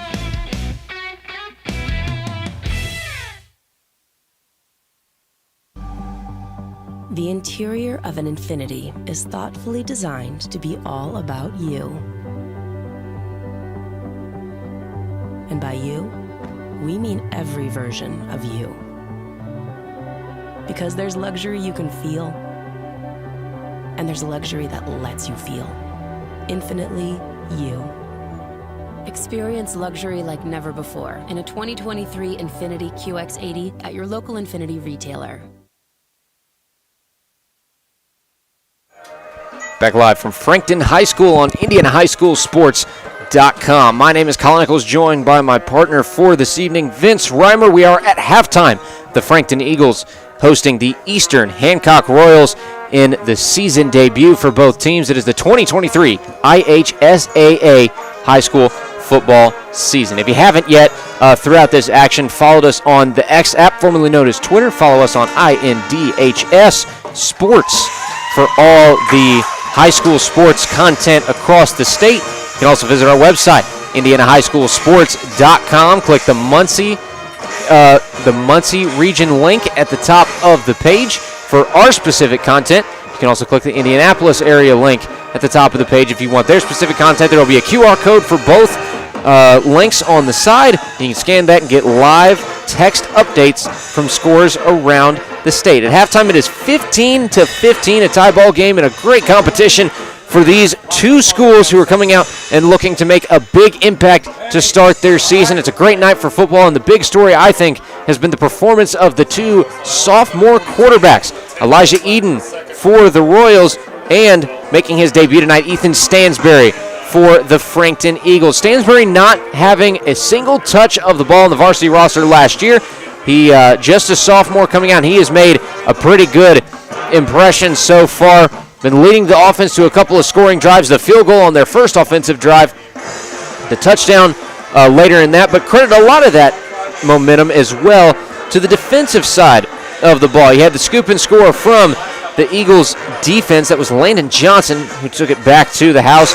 And you also had another fumble recovery.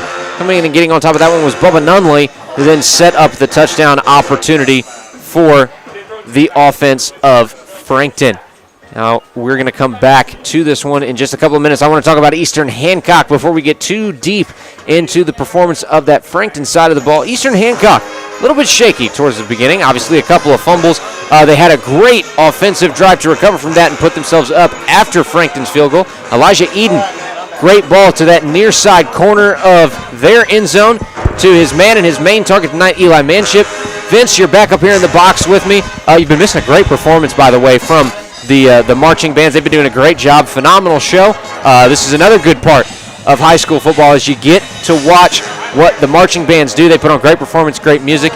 And I was just talking about that answer drive from Eastern Hancock. Elijah Eden hauling a pass down to that near corner of the end zone to his main man tonight, Eli Manship. Went up, got big, pulled it down with the fingertips, and put the Royals up initially 8-3. Yeah, it looks like it's going to be Eli to Eli all night. He's got 2 touchdowns, a perfect way to start his season off. I thought to begin the game, Frankton did a much better job of, being collected, paced, just blocking as a team. Eastern Hancock has had a little bit of trouble snapping the ball, a little bit of communication issues with the line and the quarterback. But we're going to be interested to see how the half plays out. If it's as competitive as it's been, it's going to be a hell of an ending. And one of the other big things has been the performance of the young quarterback for the Eagles, Ethan Stansberry. We talked about it, a little bit shaky at the beginning. Obviously, you got the first game jitters. It's your varsity debut as a sophomore. Most of these guys don't see the field, especially at some bigger schools in the state, won't see the field until their junior, senior year, if that at all, in a starting role. For him to come out as a sophomore, play as composed as he hasn't had any turnovers yet that have been caused by him. You had the one kind of flea flicker, maybe a little bit of a poor decision on that for the turnover, but nonetheless, he has played a heck of a ball game so far tonight. I'm really looking forward to seeing what he does come the second half. Yeah, he's done a pretty good job tonight of maintaining the offense, keeping everything under control. Like you said, they've only had 1 turnover, and it wasn't his fault. They haven't, tested the air a lot. Frankton hasn't been super risky, has kept a very low margin for error. So let's see if they're going to change anything. I wouldn't expect them to, but it's going to be nice to see if people like Carmack, Nunley, a few times they were targeted for some very big-time balls and just couldn't haul them in. So that might be the difference here, too. Stansberry's stats would look a lot different if some of those passes were hauled in. I will say, though, before that flea flicker pass, before the big sack that put him in the hole, he had some good balls. Targeting the sidelines to make sure guys can get out of bounds and keep time on the clock, especially in a short time crunch situation. Doing a good job firing over the middle and making sure that he's missing low if he is missing to avoid any interceptions. Hasn't really fumbled or bobbled the ball too much tonight. Good handoffs to Luzader, who's also had a heck of a game. He's been a bulldozer for this offense, breaking through multiple tackles. And when you've got a combo like that, you got a guy that is solid in receiving the ball. You got a guy that's solid in handing the ball off. He's getting some good touches on it as well. That's a hard duo to beat of Stansberry and Luzader. Yeah, funny thing is the defense tonight by both sides has been a little bit of a Johnson and Johnson situation. Landon Johnson got the strip and the touchdown for Frankton, and Gabe Johnson has came up big tonight with a sack of his own. So 15-15, we've got 4 minutes left in halftime. And then our second half of action is underway. It's a big night of high school football, week 1 for IHSAA action, and we're here at Frankton, some 2A football, Eagles versus the Eastern Hancock Royals. Now, I think one of the big points that you said that I hadn't yet covered was that linebacking core for the Royals. You said it, Gabe Johnson comes up, has the sack. True Blood has been wreaking havoc in the backfield as well, coming up the middle on a little bit of a linebacker blitz, rushing Stansberry a little bit, making him roll out and have to get creative with where he throws the ball. Dom Shelby as well has had a couple of nice plays and some good tackles. But I think the other thing to look at, too, is the defensive line, specifically those defensive ends for the Royals. They've been coming around quickly. Evan Wheeler and Caden Rubel getting into the backfield, creating havoc, making Stansbury have to make quick decisions, which in most cases you would expect to see some turnovers come out of that. Thinking on his feet, having to go quickly, but he stayed composed. I think that's a big statement and a test of aptitude and player quality from Ethan Stansbury. Yeah, both teams have looked pretty comfortable overall, even though that first quarter was a little bit of a feeling out process. It's going to be nice to see if some of these mistakes can be tweaked and if both teams can battle it out the way they have in this first half. With that being said, we've got just under 3 minutes left until we resume play in the third quarter, and we're going to hear from a few of our sponsors before we head that way. This is IndianaHighSchoolSports.com. The Frankton Eagles versus the Eastern Hancock Royals. 15-15 at halftime. We'll be back with the third quarter in just a couple of moments. Hi, my name is Jason Werner of Werner Financial, an independent investment firm here in Indianapolis. With 10 years of experience as an independent advisor, we provide value to our clients by creating customized investment solutions ranging from managed personal portfolios, 401k planning, and income distribution for retirement plans. We have built Werner Financial with a strong focus in research, diligence to all of our plans, and strong communication with every client. We would love the opportunity to show you our process with a no-cost consultation to discuss your financial future. Okay. Every day is a great day to buy a vehicle at Gray Hubler Ford. Because every vehicle comes with our Greg Hubler promise. On top of scheduled maintenance with your vehicle, you'll also enjoy complimentary roadside assistance, service pickup, and drop-off. And a free car wash and quick wash every time you service at Greg Hubler Ford. We're always finding new ways to put our guests first. Mosey on into Muncie. Gray Hubler Ford, promise kept. Universal Roofing and Exteriors is a family-owned and operated business, providing care and honest service for over 30 years. Universal has always been a little bit different. Their certified and trained employees don't just provide excellent work at a fair low price. They care about their customers, simply providing great customer service. Quality, honesty, dependability. That's Universal Roofing and Exteriors. Call us today at 317-257-0779. Looking for training that makes a difference? Then Genesis Sports Performance is for you. Whether you're a grade school, high school, or college athlete, or just looking to get back into shape, Genesis has customized programs providing rapid gains in strength and conditioning, speed and agility. Genesis features a 7,000 square foot facility with state-of-the-art weight room and huge turf surface. Call Genesis at 386-7459 or visit them at GenesisSportsPerformance.com. Back live at Frankton High School on IndianaHighSchoolSports.com. 15-15 here at halftime, headed into the third quarter. The Eagles tied up with the Eastern Hancock Royals. Colin Nichols joined by Vince Reimer. Vince, has been a very back-and-forth competition all night. Two teams have been going head-to-head. A couple of mistakes from Eastern Hancock. Cleaned it up a little bit, but the Frankton offense, I tell you what, they have been pretty solid all night other than the one interception. Ethan Stansbury, the young quarterback, we've talked about him a lot, been doing great things, but the defense, Frankton, I think, is where it's going to shine tonight. Yeah, both teams look mentally ready to start their seasons. A little bit of a back-and-forth contest, mistakes at times by both teams. 2 turnovers for Eastern Hancock and then 1 for the Frankton Eagles. It's been a little bit of everything tonight. We've seen strong run game by Luzader and Farrell from the backfield of the Eagles, and we've seen some really pinpoint passes by Eden of the Royals. But the whole story is putting together the whole offensive package for both teams, which is going to take a little while given it's week 1. And really the biggest issue for the Royals to this point hasn't been their pass game necessarily. Pass game's been really, really well. No interceptions yet. It's been the run game. It's been that transfer between quarterback and running back. And in my opinion, what I think it looks like what's happening is they're trying to run some sort of draw, and there's a little bit of a hesitation. Do I hand it off? Do I not? And then you get into it. I'm going to hand it off. Stutter, try to pull. It's too late at that point. Yeah, Eastern Hancock has looked pretty good, but a few of those mistakes have just screwed up their drives at crucial points. The minute 44 left at halftime. Tie ball game, 15 apiece for both these squads. The Royals coming out on the field, getting themselves loose and ready to go. And they will be kicking away to the Eagles, who will have an opportunity to retake the lead.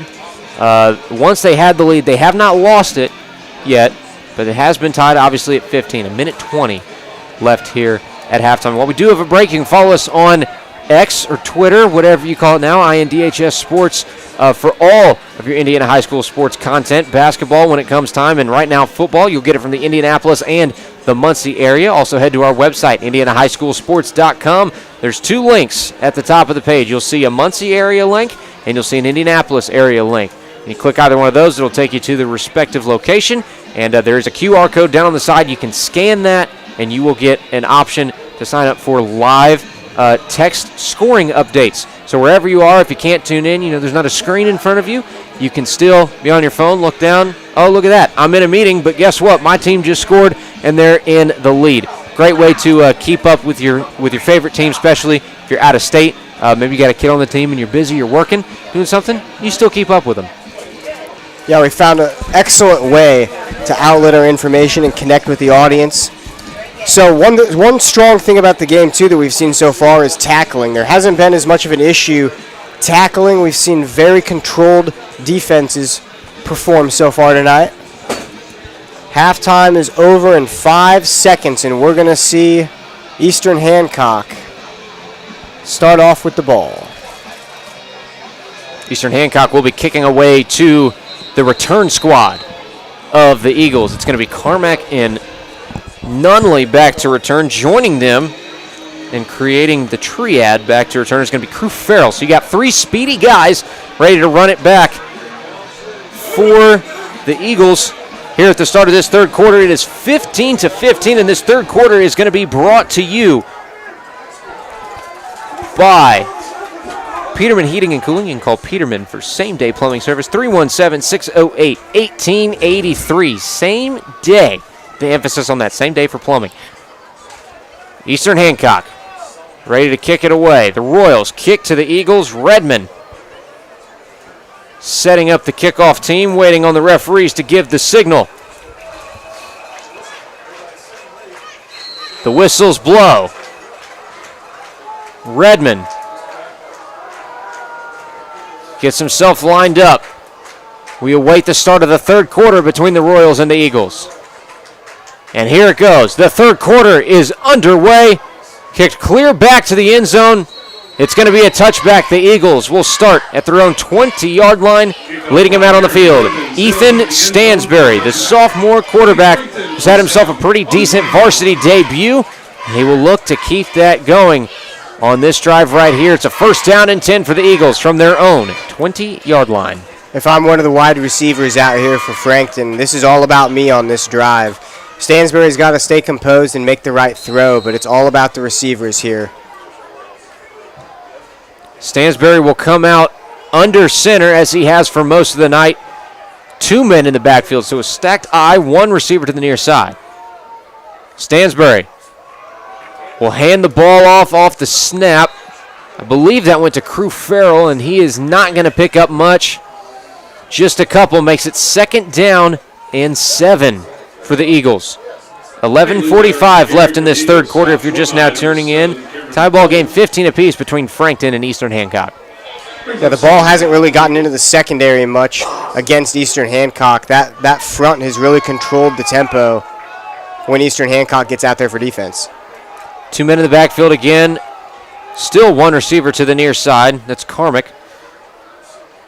Stansberry under center.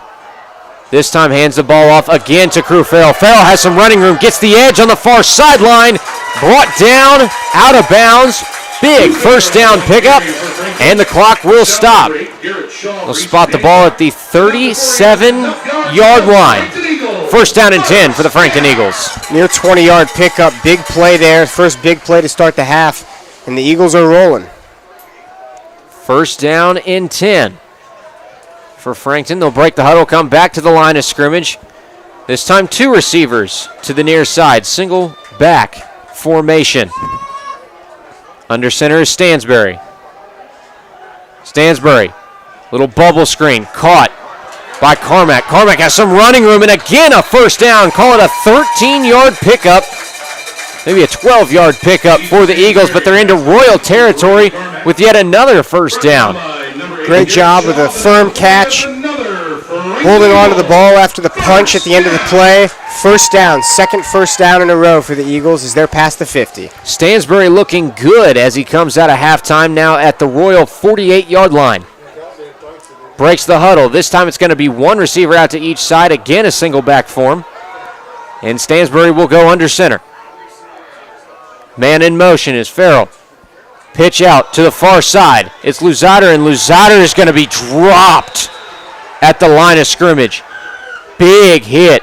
The defense expected that one. Not much blocking, which we have seen so far by Frankton tonight. Second down for the Eagles. Gabe Johnson again laying the hit on Luzader. And that'll make it second down and 10 for Frankton. Still tied up at 15 apiece. 10-15 left in this third quarter of play. Two receivers to the near side, none to the far. Single back form. Stansbury dropping back to pass out from under center. Fires to the near side. And Brady Carmack can't hang on to that one. It was a good pass, too. Hit him right in the chest. That's what happens when you try and catch it with the body and not stick it with the hands. Yeah, tipped by Shaw on that play. A little bit hard to hang on to. So now Frankton's in a little bit of a conundrum, trying to figure out what to do here on third down. Third down and 10, still at the Royal 48-yard line. Ball hasn't moved since they picked up that second big first down. Now it's back in the gun formation. One receiver out to each side, two men in the backfield on either side of Stansbury.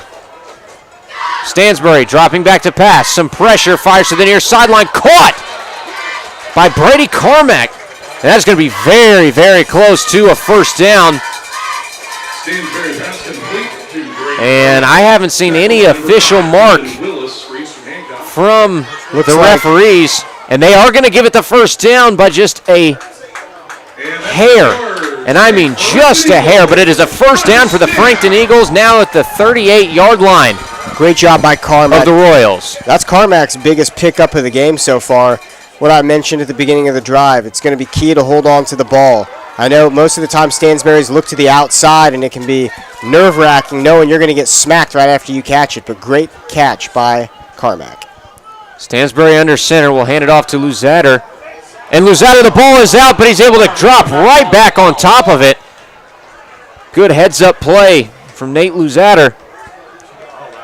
I tell you what, that could have gone very, very wrong for the Frankton Eagles. Yeah, that was a scary play that could have turned the entire game around. Frankton's put together a pretty solid drive to start the third quarter, but Luzader thankfully had great instincts and dove on it.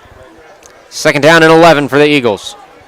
Now at the 39-yard line of the Royals. They break the huddle, heading back to the line of scrimmage. There'll be one receiver out to each side, ball in the near hash. Stansbury in the shotgun.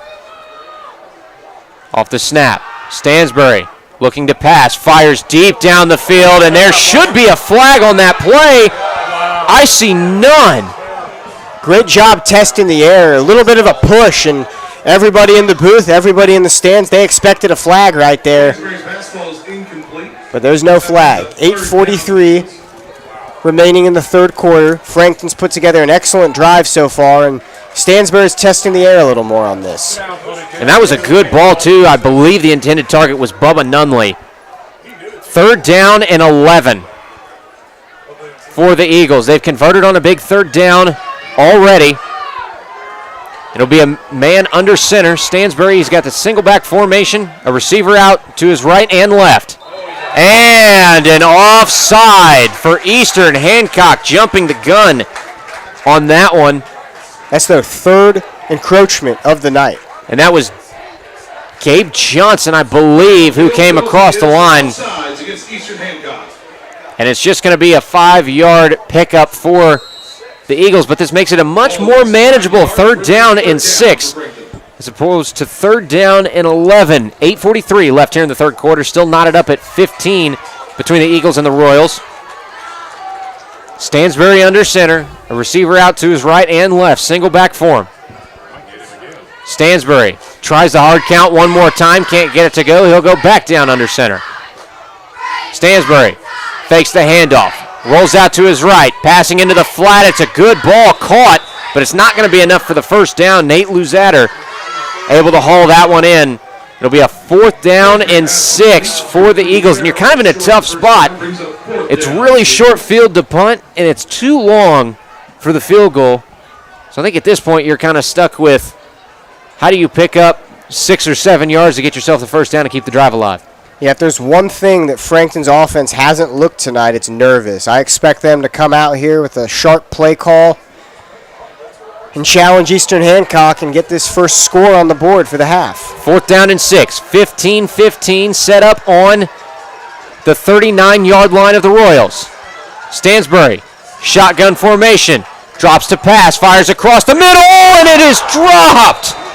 Had about everything you wanted. Great blocking, great route running, but Nunley just could not hang on to the ball there. He's done just about everything tonight except get that one. And that was a great ball coming from Ethan Stansbury to Bubba Nunley, and I think there might have been a hand that got in there and broken it up from one of the defensive backs. I didn't exactly see who it was. We'll give some credit on the defense. Great tight coverage by Eastern Hancock. They haven't let the receivers go and get a lot of space at all tonight, which made it hard for Stansbury to complete some passes. Yeah, good job by Eastern Hancock's defense holding strong. Eden takes over on offense and hands it off to Kube on the first play. Pickup of about 3 yards. Kube, a nice run up the middle, able to hang on to this one. Makes it 2nd down and 7 for the Royals.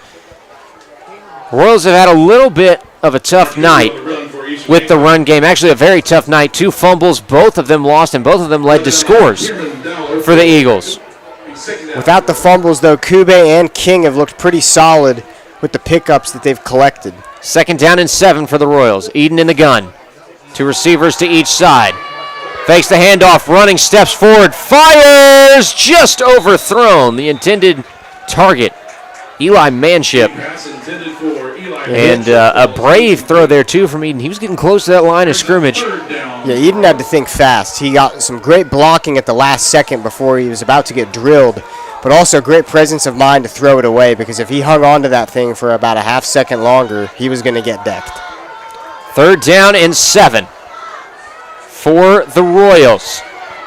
Frankton defense standing tall, not looking to back down a single yard. Trips to the near side, 1 to the far. Eden in the gun.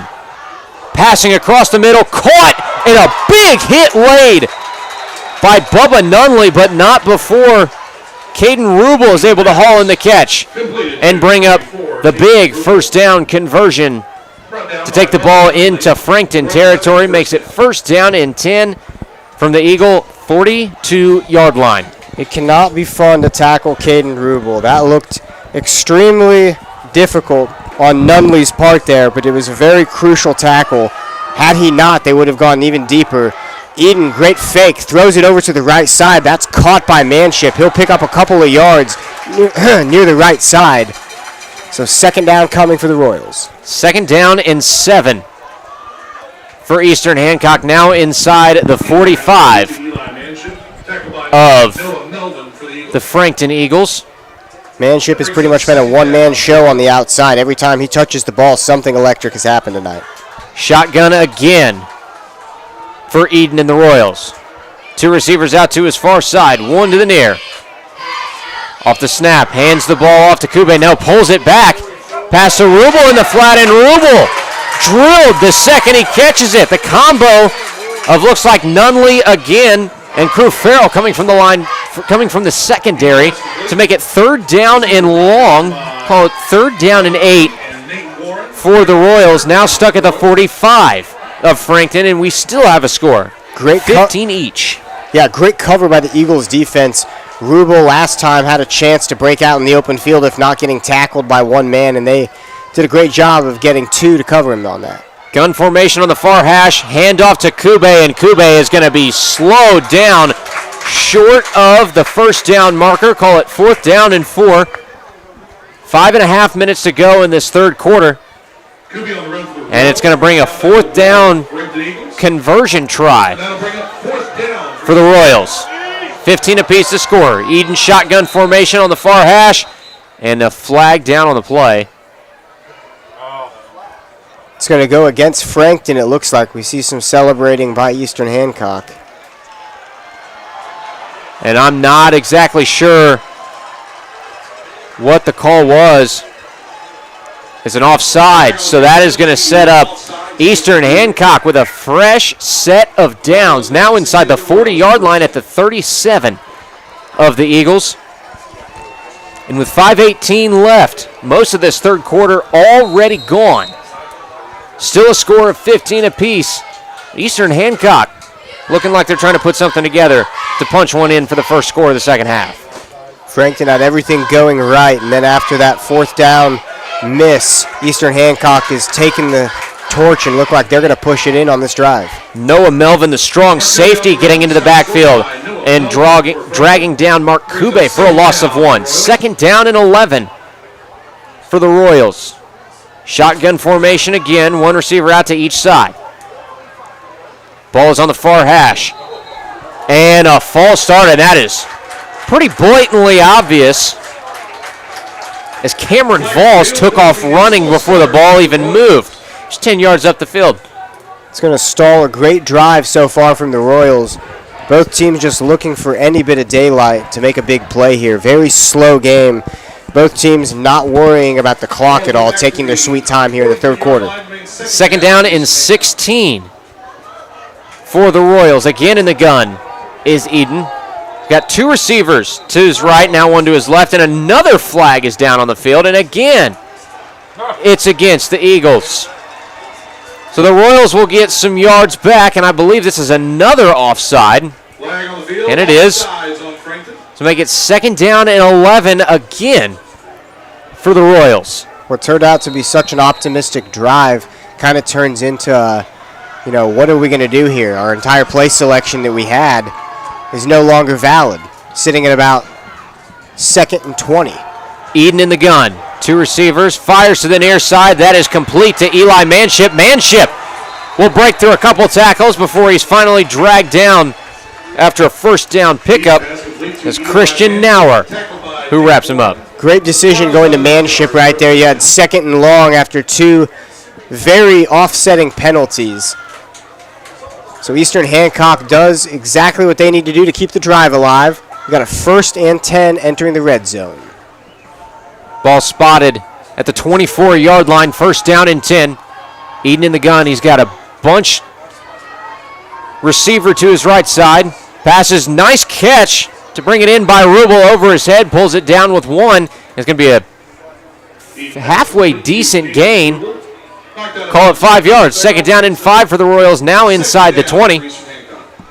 Seems like those type of plays are what they've been missing this drive. They've had some great execution, done a great job picking up some big plays, but just the spotty, small yardage gains are what they need to pick up. Second down and 7 for Eastern Hancock. Eden in the gun. One receiver out to each side, man in motion, headed to the far side is Rubel. Flags on the play, handoff to Kube. Kube spins out of a tackle, headed towards the end zone. He's going to score, but will it stand? Looks like at the time they threw it, it might come back for holding. The flags went off right at the start of the play, and the ball's already being walked back. A false start by the Royals, and a costly one at that. Would have gave him a 6-point lead. The biggest run from Kube of the night as well, and a nice one at that. Spun out of 2 tackles and dragged one man to the end zone. But instead, it's going to be a second down and 13. What turned out to be a super clean game that allowed all the action to be placed on both sides of the field turned into now a very focused and a very nervous game at the line of scrimmage. A lot of penalties here in the third quarter. Gun formation again for Eden. We've got another stoppage of play. We've spent more time watching penalties. This one seems to be a clock issue right here. We've spent more time watching penalties in the past few moments than I think we've had total game time here in the third quarter. The game clock has been reset to 12 minutes. Obviously, we are well past that point. We've been watching the third quarter, so we're not restarting. Second down and 12 for Eastern Hancock. They're on the 25-yard line in between the 25 and 26-yard line of the Frankton Eagles.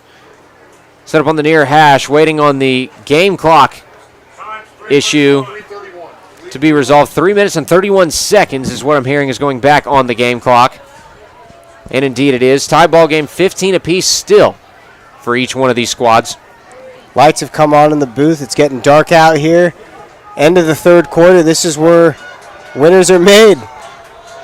About to see if Eastern Hancock comes out and strikes toward the end zone. They look like they had something with that run, but it got called back, and now we're going to see them with a 2nd and 12. Eden in the gun. A receiver to his right, 2 to his left. Drops back to pass. Fires to that near side receiver. Again, it's by Manship, and a heck of a catch. And they're going to say that ball was caught, and it came out at the end. I think he was already down by the point that it came out. So first down and goal for the Royals from the Eagles 3. Eden again in the gun. 2 receivers to his left, 1 to his right. Hand off to Kube, and Kube is wrapped up and annihilated at the line of scrimmage. And that was Crew Farrell who led the charge on that tackle. They're doing a good job on the offensive and defensive side tonight. Pressure now flips to Frankton's defense. As soon as that ball was in the air that Eden threw, we knew exactly who it was going to, and Manship, no matter how much pressure, no matter what point in the game he gets targeted, he's ready to make the big play. Eden and Manship have had a good connection. Eden again in the gun. Hands it off to Kube. No, keeps it for himself. Pulls it back, and Elijah Eden will walk it into the end zone unscathed to add 6 to the board for Eastern Hancock. 21-15 the score. And we'll wait to see. Will they go for the extra point? And they will. I see the block out on the field. They're not going to get me this time. They're not going to have me guessing. This is the first time that they have chosen to kick the extra point.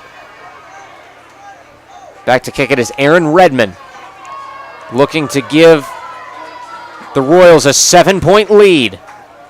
Good hold, up and away, and this one is straight through the uprights. 22-15, Royals lead over the Eagles with 2 minutes and 44 seconds left in this third quarter of play. Now the Eagles have a chance to respond. Yeah, on that drive right there, you saw Eastern Hancock do a great job of mixing up the playbook. That last play was the only thing we really hadn't seen was the quarterback keeper. Great fake to get into the end zone, and Eden gets himself a rushing touchdown on the season. I tell you what, Eden, he does a great job of really masking and selling the handoff to Kube on that one. Gets it in, really lets it ride to the last second, and he's firm about his decision. Unlike the 2 fumbles in the first half with the miscommunication, he's really firm about his decision to let the ball ride, and the second he sees that opening, pulling and go. That's a classic offensive move and a great way to put 7 on the board for Eastern Hancock. So Frankton's only had the ball 1 time. Both teams really took their time once they had possession here in the third quarter. So it's going to be very interesting to see what Frankton does. They've been used to running the ball tonight at any point in the play setup, but Stansberry hasn't thrown the ball in quite some time. It's going to be very interesting to see what Frankton's offense looks like. 2:44 left on the game clock here in the third quarter. The kick is up and away. It's a short one, little pooch kick, and it's going to be not fielded cleanly. Not sure who got on top of it. We'll see who's at the bottom of the pile. That was Redmond who kicked it away for the Royals, and it will be Eagle possession. Lucky break for them. And they're starting out in decent territory after that kick recovery. They'll be at their own 37-yard line with a first down and 10. There seemed to be some strategy on that kick. That was so high and so short right when it got dark out. They were looking for Frankton to make a mistake there. Nonetheless, 1st and 10, Eagles come out with 2:39 on the clock in the third quarter. First down and 10 from the 37-yard line. Stansberry under center. 2 receivers out to his right, none to his near. Single back formation. Man in motion coming across is Farrell. Farrell takes it to the edge on the near side. Cuts back towards the numbers, and he will run out of bounds. Decent pickup And it'll be 2nd down and 5 for the Eagles. They trail 22-15 to the Royals. Good pickup there. Gives them a 1st down. 2 minutes and 34 seconds on the game clock here in the third quarter. A 7-point deficit for Frankton. They trail Eastern Hancock 22-15. Breaking the huddle, Stansbury back to the line of scrimmage. One receiver out to his left, two to his right, set up on the near hash. Single man in the backfield is Luzader. Bubble screen. Out to Bubba Nunley. Nunley with some running room. Gets the edge. He'll have the 1st down and about 4 more. Make it a 1st down and 10 for the Frankton Eagles. The clock will stop, and they are now into Royal territory at the Eastern Hancock 49-yard line. Bubba Nunley really did his job there and saved them on that play. Eastern Hancock came off the line and really had won that play and destroyed Frankton's line, but Nunley was in the right place at the right time, hauled it in, and got out of bounds. 1st and 10. They're going to spot it right at midfield. 2:26 left in the third. Stansbury under center. One receiver out to each side. Single back form. Fakes the handoff. Rolling out to his left. Fires to the near sideline. Just underthrown. And that is going to bring up a 2nd down and 10 for the Eagles. A little bit too low. A lot of Stansbury's balls have been low that have been incomplete, but Eastern Hancock doing a good job of still holding their ground. 2nd down and 10 for the Eagles. Still spotted at that 50-yard line. Very, very long huddle. 12 seconds on the game. 12 seconds till the snap. 22-15 to score. 2:21 left here in the third quarter. Pass for Stansbury. Batted down at the line. And that was Ethan Carter. And that was a deflected pass. You got some players running back and forth saying it might be otherwise. And it's going to bring up the 3rd down and 10 from the 50. Yeah, at that point it was a dead ball, but Stansbury dove on it in a way where the defense had to keep playing just in case the ball was still in play. So Frankton is going to take over. Again, 3rd and 10. Had a good start to the drive, but the Eagles fading just a little bit. 3rd down and 10 at the 50. Stansbury under center, 2 receivers at the far, none to the near. Luzader solo in the backfield. Pass for Stansbury, pressured and dropped in the backfield. A sack. And that looks like the duo of Aiden Trueblood and a couple of the defensive linemen. Looks like it might have been Evan Wheeler coming off the edge to bring down Stansbury. 4th down and long, and here comes the punt team for the first time in a while. It's going to be Christian Nauer punted away for the Eagles offense. And that was the exact point in time that we just saw that play, that sack made. The momentum completely got handed over to Eastern Hancock. They scored a touchdown this quarter. They make now 2 defensive stops on the only 2 possessions that Frankton got the ball. So now Eastern Hancock in complete control, about to receive the ball at the end of the third quarter. We're going to have a timeout, though. So 90 seconds remaining in the quarter. 22-15 Royals. We've seen a lot this quarter, Colin, but I like what we've seen so far by Eastern Hancock on both sides. I do. Eastern Hancock has had control of this entire third quarter offensively. Obviously, the walk-in quarterback keeper touchdown to give them the lead 22-15 over the Eagles. And on the defensive side, not letting the Eagles have an inch, especially once they hit midfield. The Eagles, a couple of nice plays to get them to this position, but after that, it's been all silent. Stansbury hasn't had any time to throw the ball. The runs haven't been there either. And now they're forced to call a timeout after having to bring the punt team out on the field. Yeah, their team's a little bit gassed. You can tell these last few plays have apparently taken it out of them. We're going to need to see them regain their composure. Frankton was up at one point 15-8 and has seemingly faded. A minute 32 left here in the third quarter. The punt team is on the field. Christian Nauer, the one to kick it away for the Eagles. Back to return is going to be Vols of the Royals. Good snap and a nice spiral punt that is going to bounce well inside the 10-yard line and keep rolling. And that is a well-placed punt from Christian Nauer. What a punt to set the Royals up well into their own territory, kind of with their backs against the wall. Yeah, put what we just saw as a hopeless drive for Frankton start out this next setup on defense as something a little more hopeful, giving them a chance going into this fourth quarter to pin them back in their own end zone, maybe get a safety, a touchdown of some sort. We've seen Eastern Hancock struggle with these handoffs and communicating at the line, so you never know. Frankton's in a good spot right now based on field position.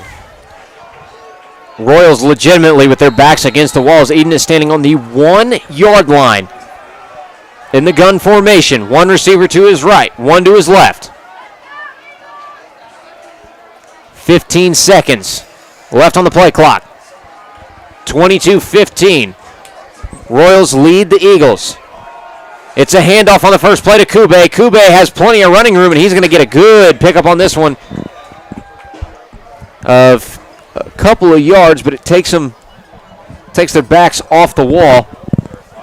That play told us almost all we need to know about field position and what's going on. And I missed the laundry on the field. A false start called against the Royals. So now they're going to be even further back in their own territory. It's a huge opportunity for Frankton to capitalize. If you need to put yourself back in the game and have some earth-shattering momentum-switching play, this would be it.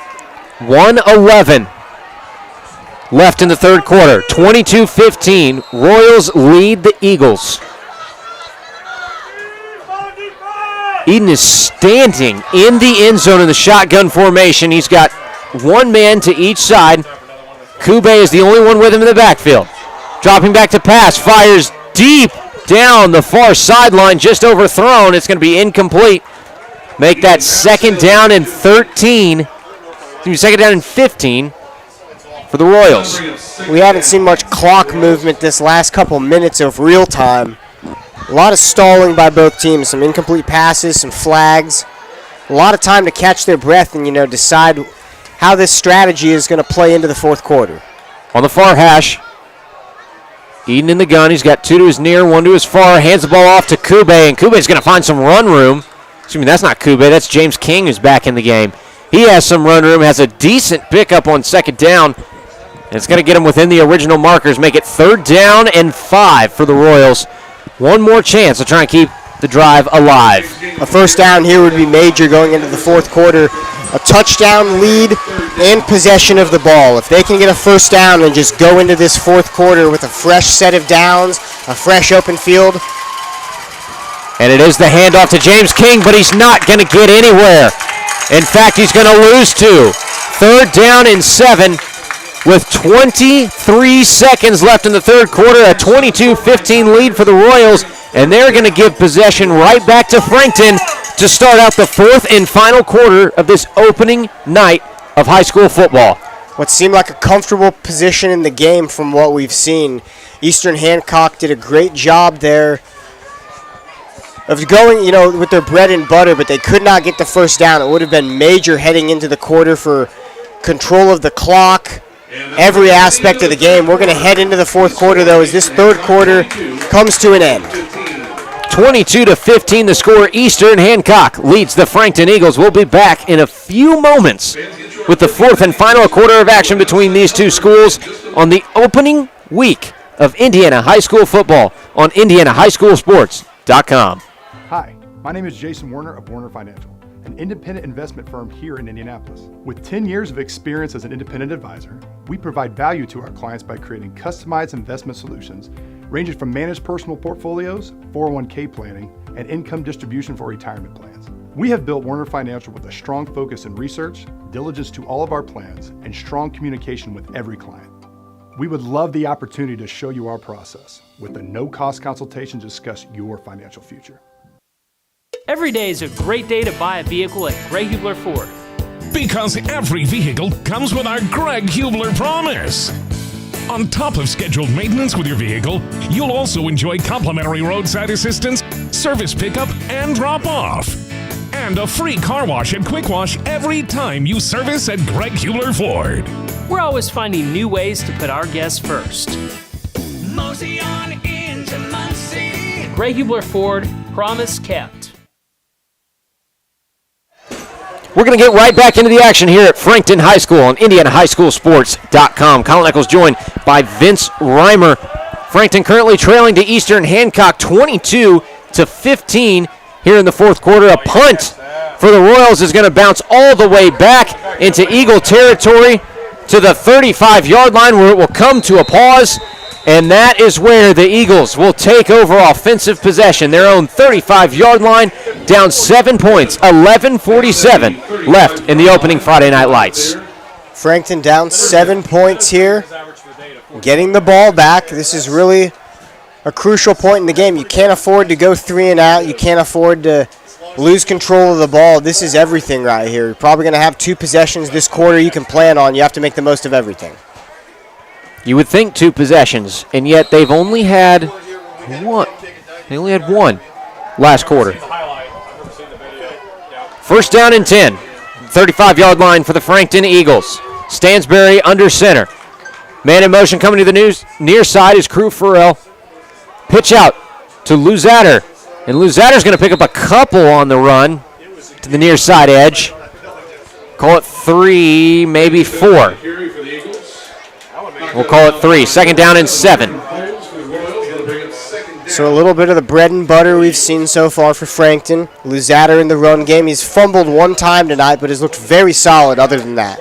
Second down and 7 for the Eagles. 11:42 left in tonight's contest. 22-15. The Eagles trailing to the Royals of Eastern Hancock. Fans still in the stands, and no sign of anybody leaving yet. This is exactly what we wanted to see tonight. Another handoff to Luzader, and Luzader very close to a first down. I think he's going to be just a yard shy, but a third down and very manageable for the Eagles.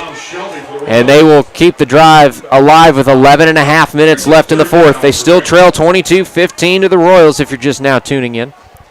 Touchdown here would be major. We've had a tie game or a 1-possession game the entire time so far, and it looks like that's not going to change. Third down and 1. Stansbury breaks the huddle. A receiver out to each side, set up right square in the middle of the field. At his own 44-yard line. Single back for him, tried the hard count, didn't get anybody to jump. 1 second on the play clock, and the flag for the delay of game. That was a battle at the line of scrimmage. Eastern Hancock has had 3 encroachment penalties and almost got a 4th, but they won that battle at the line of scrimmage. It's going to set up a third down and 6 for the Eagles after that delay of game penalty.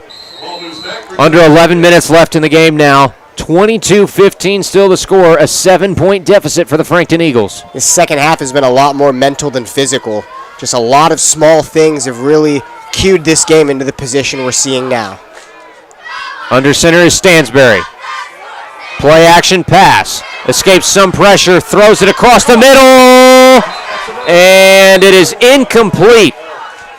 The attempted pass to Gabe Johnson, who couldn't reel it in, sets up a 4th down and 6. And now you're in one of those positions. Do you let Eastern Hancock take the ball back and chew a lot of clock as they did in the third quarter? Or are they going to punt it away? And I think this one, they're going to elect to punt this one off. Yeah, based on potential field position here, I'm definitely punting the ball. With an excellent punt, you could put them similar to the position they were in this last time before Frankton got the ball back. But, you know, at this point, based on how deep they are, I would not go for it on 4th down, given it doesn't convert. Nauer is the one back to punt. High snap. Corrals gives it to Boot. End over end punt. It's going to land and take a nice hop well back into the territory of the Royals inside the red zone. It'll come to a rest at the 19-yard line. So he places another one inside the 20, and the Royals have a lot of field to work with before they can put a ball in the end zone. They lead 22-15 over the Frankton Eagles. Number is 5-2-3. Yeah, near best case scenaririo there for the punter. He's had some great rolls in order to get the ball in prime position for the other team. 10 minutes, 18 seconds left in the fourth quarter. Tonight's broadcast, again, brought to you by Genesis Sports Performance with locations in Indianapolis and Carmel. Visit Genesis at genesissportsperformance.com. Eden in the gun formation for the Royals. 2 receivers to the far side, 1 to the near. Off the snap. Rolls to his right, fires sideline, complete Nice move, plenty of running room, and a tackle made by the Eagles defense. And that was Manship. No one else but him to bring in the catch and make it a second down and very, very short for the Royals. Never mind, they're going to give him the first down and move the chains. It's surprising. We really haven't seen Manship being doubled tonight. And, that might be a smart idea. But at the same time, you've got to look to make an adjustment. He's been catching everything coming his way tonight. Hand off to Kube. Kube has lots of running room. Kube's going to take this one almost to midfield, out of bounds at the 48-yard line. A huge pickup, about 18 yards. Kube's best run of the night. You can tell he was meant to be a power runner. Does a great job of pushing through piles, getting yards after contact. But right there, it was all about the open field. Eaton in the gun again. 2 to the far, 1 to the near. Again, a handoff to Kube. Kube trying to find the far edge. Has some running room. Kube, lots of green in front of him. One man to beat, and Kube will waltz it into the end zone for another Eastern Hancock touchdown. Knockout punch. We saw it just a second ago. He had his best run of the night for about 18, 19 yards, and then right there, caught the Frankton defense sleeping, out of breath. What a knockout punch. A 52-yard run to the house for Mark Kube. Makes it 28-15, awaiting the extra point team. Under 10 minutes to go, and that very well could be a nail in the coffin. He just turned his night of stable running. He's fumbled a few times, so not extremely careful, but stable yardage here and there. His stats now completely. And that extra point looks to be good, but Kube's stats now completely jumped out of proportion. Excellent run there of 52 yards for the touchdown. 29-15 now, Royals lead. Big deficit for the Eagles to overcome, and not a lot of time to do it in this fourth quarter. Tell you what, Mark Kube, when he gets some running room, that dude is hard to catch. The defender, looked like that was Brady Carmack, had a good angle on him. But that lights out speed, open field speed of Mark Kube just gives him the little extra edge. He waltzes into the end zone for his first touchdown of the evening. I think they knew, kind of based on his style, the way he runs, the size, the skill, based on everything. If they could get him warmed up and make sure he's not tired, still in a good physical set late in the game, wearing down that defense is going to pay off, and that's what happened there. Got the big breakaway run, and it paid off late. He's also, for his size, has a great burst of speed. He doesn't take a long time to get those jets in motion. The second he hits a cut and finds a hole, blink once and you missed him. Ready to kick it away, Aaron Redmond for the Eastern Hancock kickoff team. Back to return is Nunley, Carmack, and none other than Crew Farrell. The kick is away. And bringing this one back, it's going to be Bubba Nunley. Nunley finds a hole in the middle, breaks one tackle, makes 2 more men miss, and he's finally dropped at the 33-34 yard line on the Frankton side. A lot of land to make up for the Frankton Eagles. They trail 29-15 to the Eastern Hancock Royals. And the last time Frankton scored was about halfway through the second quarter. A lot of time here without points. They're going to need every single thing they can get on offense. No time to waste. Well, you got to start looking for the quick score and possibly an onside kick this late in the game. They're going to stick with their bread and butter. Stansbury under center. In the middle of the field, he's got 2 receivers to the far side. Stansbury back to pass. Fires across the middle, underthrown. And the intended target,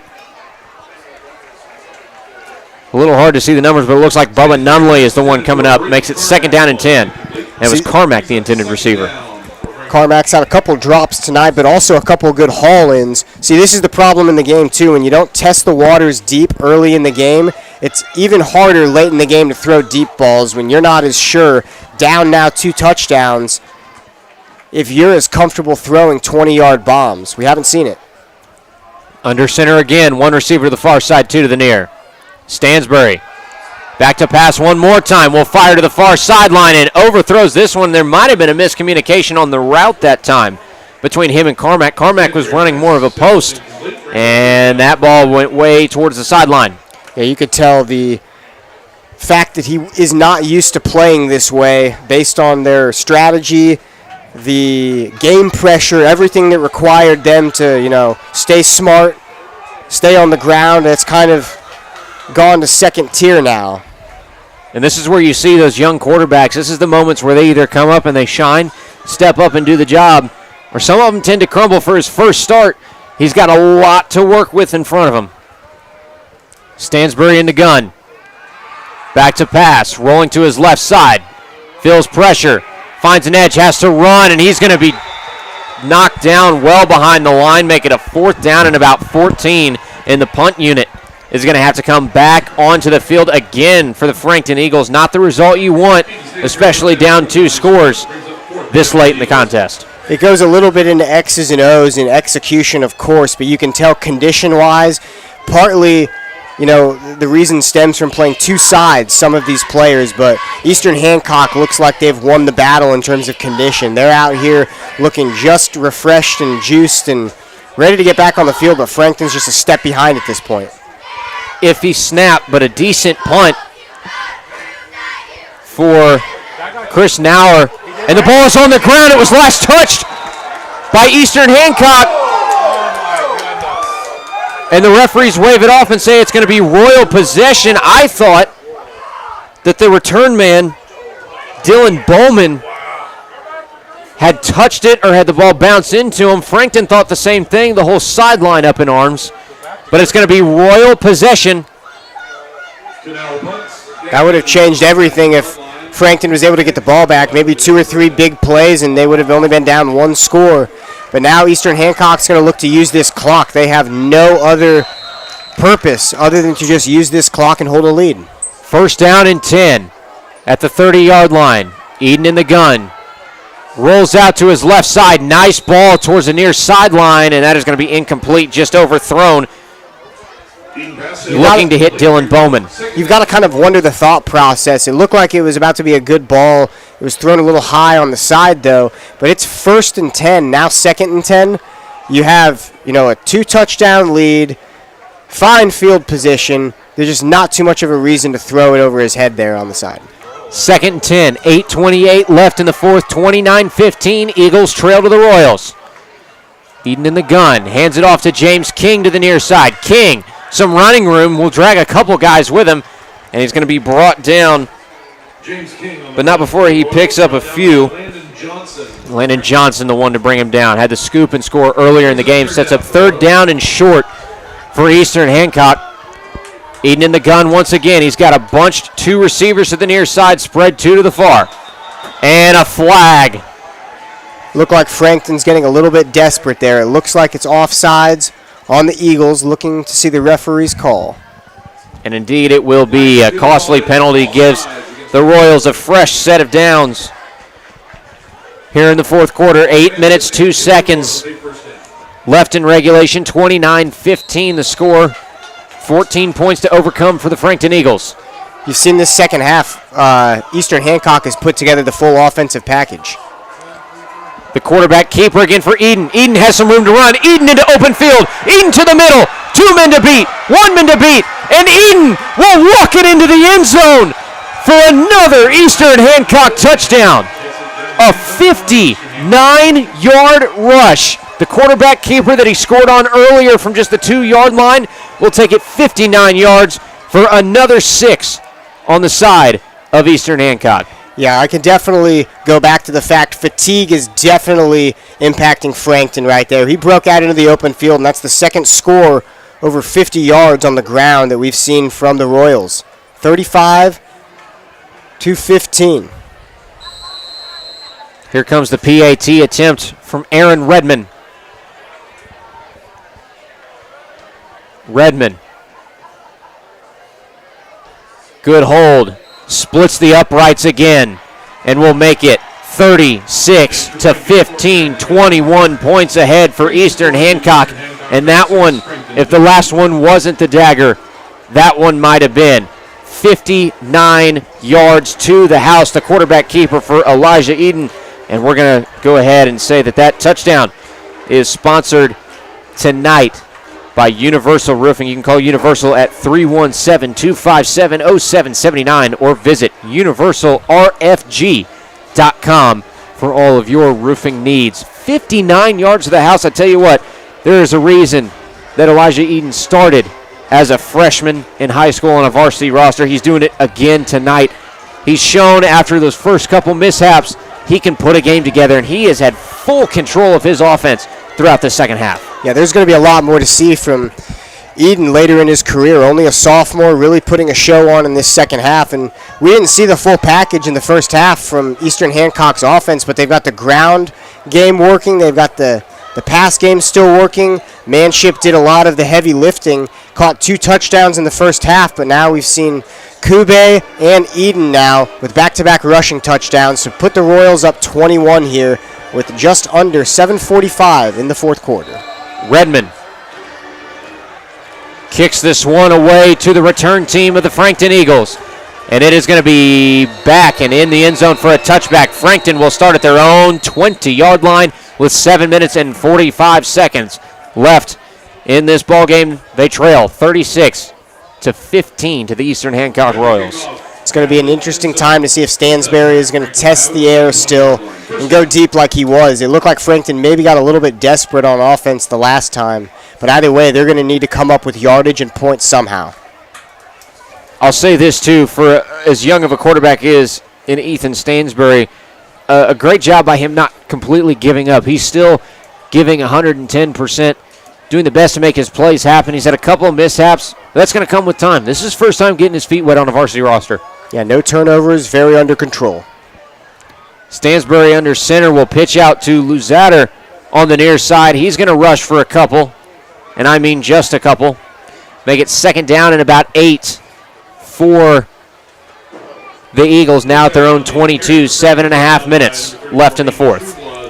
At this point, we're going to see if Eastern Hancock's defense stays as powerful and stout as they've been all night. This line, when this game was close, the defensive line was really the story. Under center again out of the huddle for Stansbury. On the near hash, he's got one receiver out to each side, single back form in the backfield. Another handoff to Luzader.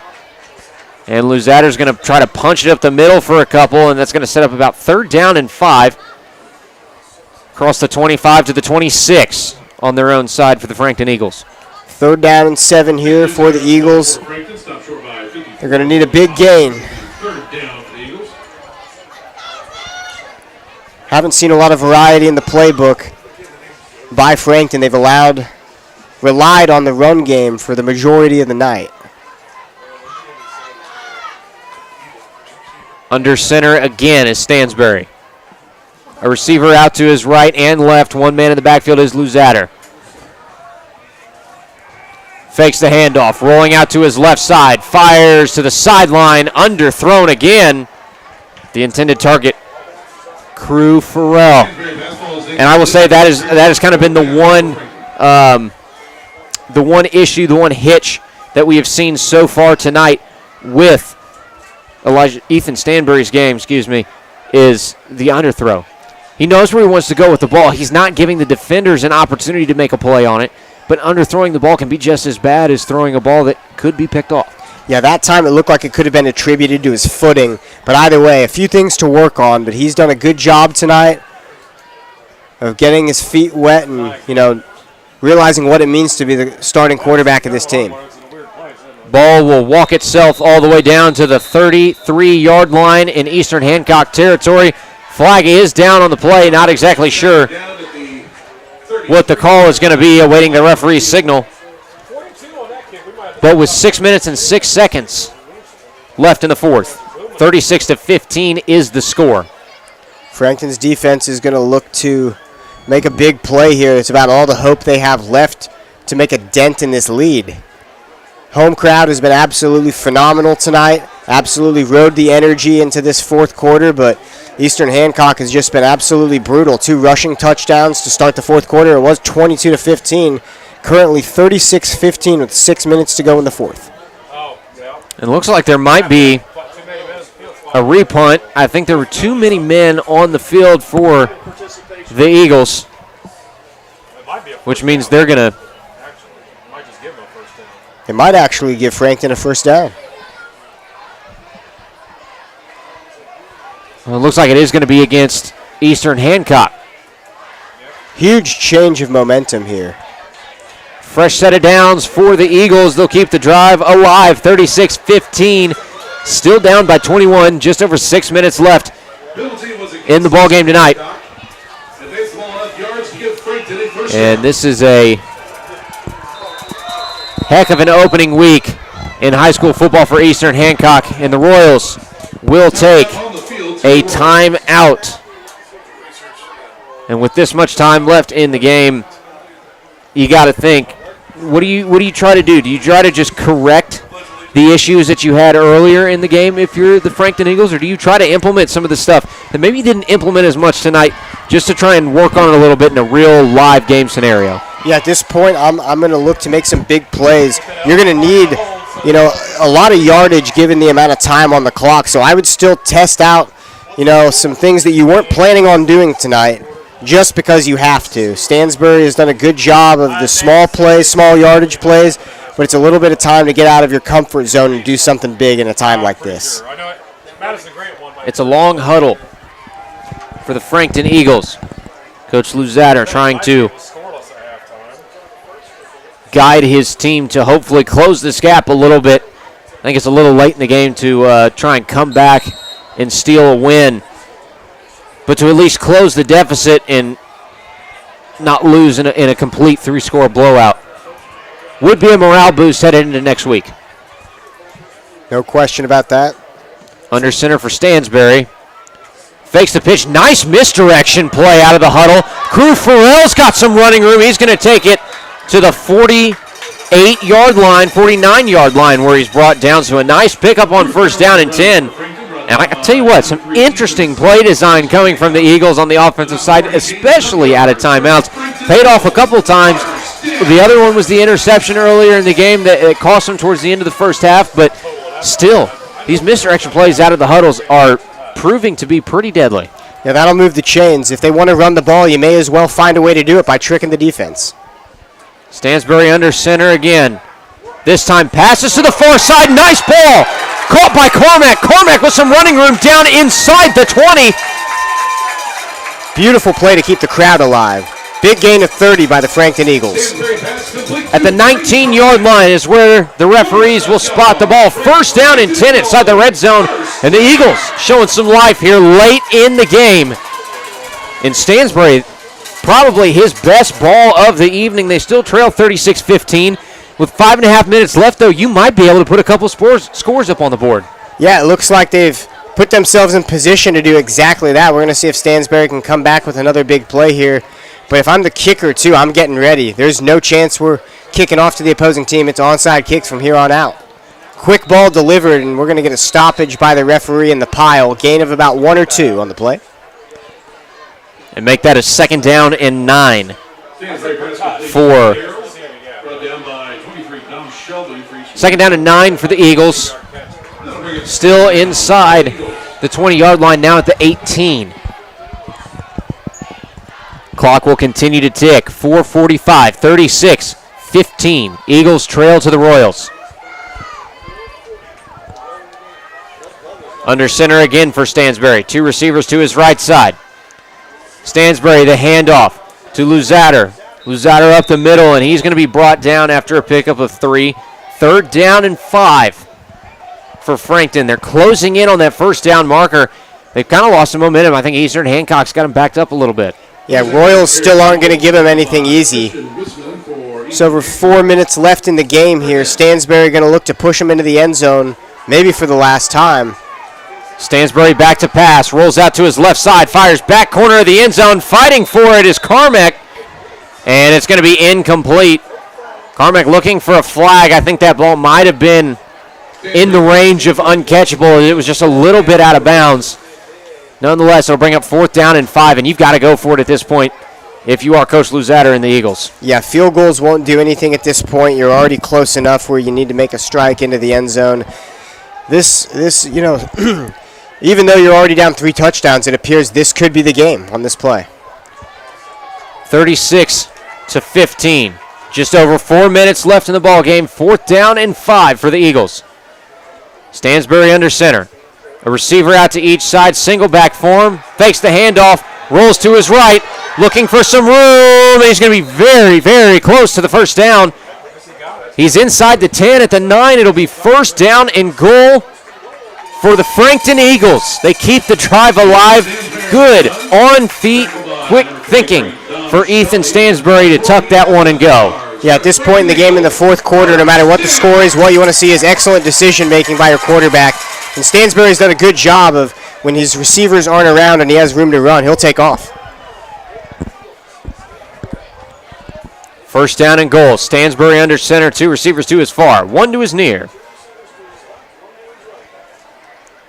Stansbury, the flip to Luzader. Luzader can't find the edge on the far side, dragged down by a combo of Ethan Sipes and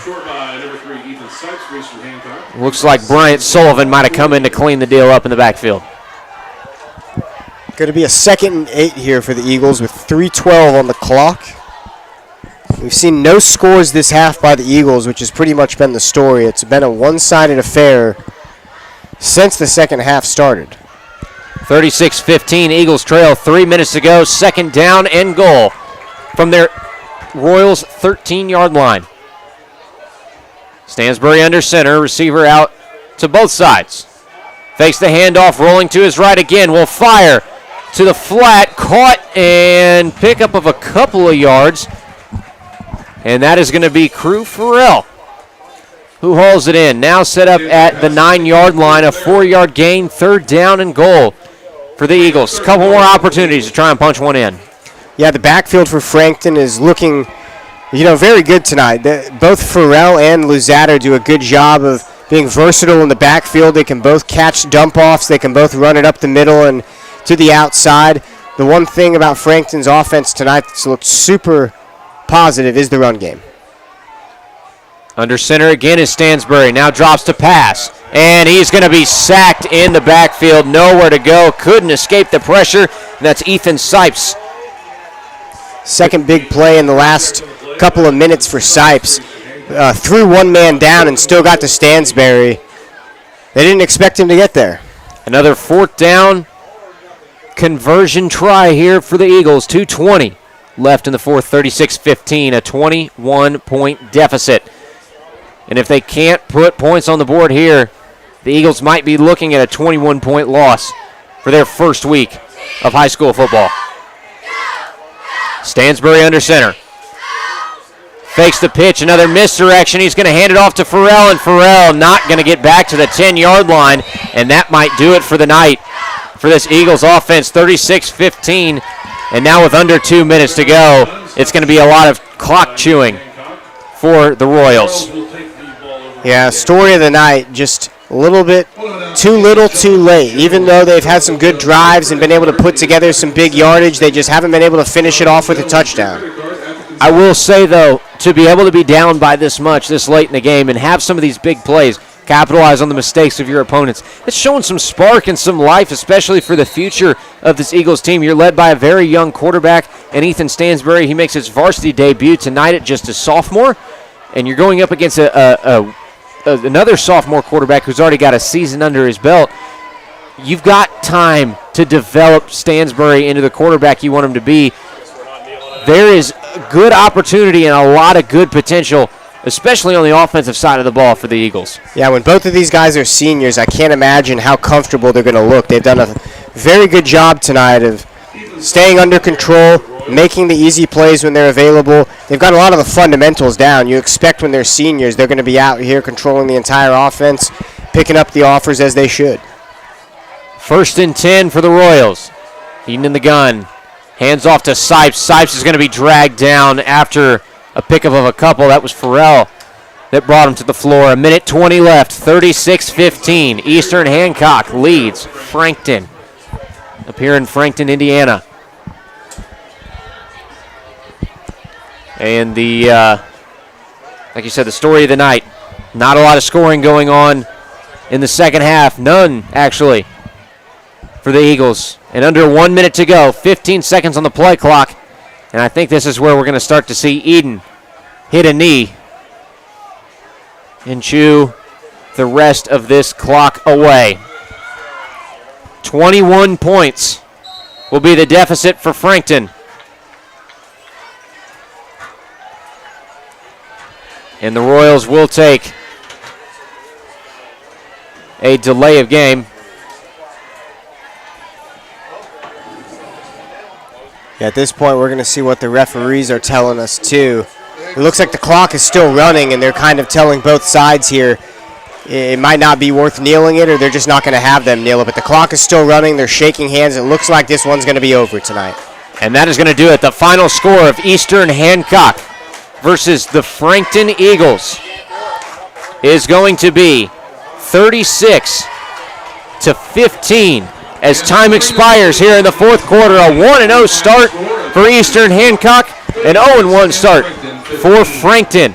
The first time these two teams have squared off since 1997, which I believe you said was, what, the year before you were born? The year right after. Year right after you were 26 born? years ago. Wow.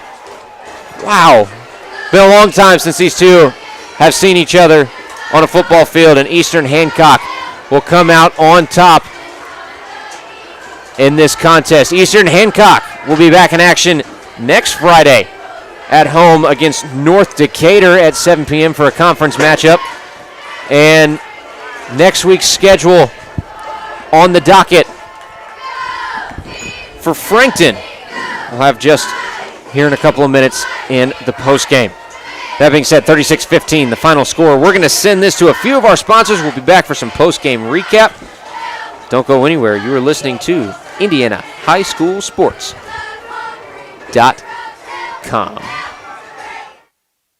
Let's face it, Indiana, this summer is hot. With temps this high, you need savings to match. That's why we're turning up the value at Peterman Brothers. July only, when you install a qualifying high-efficiency HVAC system with Peterman, we're loading it up with a ton of free value. Like a free extended warranty, a free 2-year maintenance plan, and a free Wi-Fi thermostat, on top of our low monthly payments. Schedule online in seconds at PetermanHVAC.com.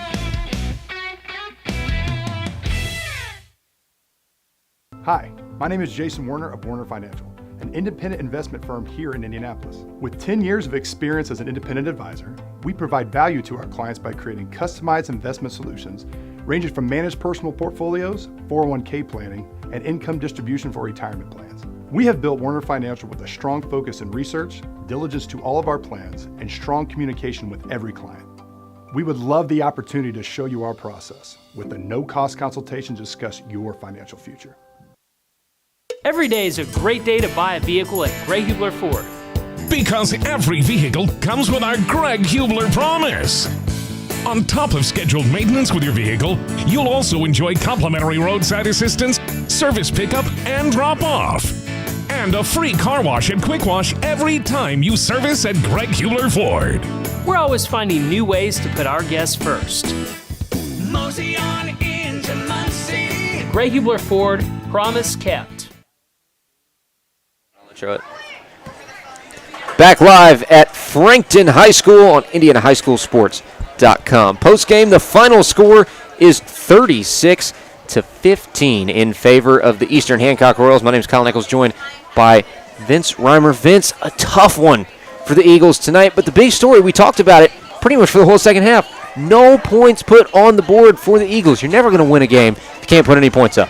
Yeah, they just got fatigued when it got to the point of the fourth quarter, but before that, the third quarter was extremely close. Only 7 points were scored in that third quarter there. We saw Manship control the entire night. 2 touchdowns in the first half.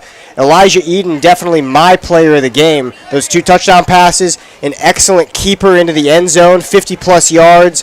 Kube was effective running the ball, especially at the end once the defense wore down. Eastern Hancock just did exactly what you want to see if you're the head coach. Control the game in the second half and pull away. And I think one of the other big things to look at for Frankton is even though you don't come up with a win in week 1 with your young quarterback, in Ethan Stansbury. He's got a lot of potential, and he showed it towards the end of the game. He's got a lot of grit. His balls were getting better as the night went on. He had some mishaps here and there, but it's his first varsity start. The dude hasn't been on a varsity field. He's got potential in the future. You keep getting him reps. He keeps getting comfortable in his position.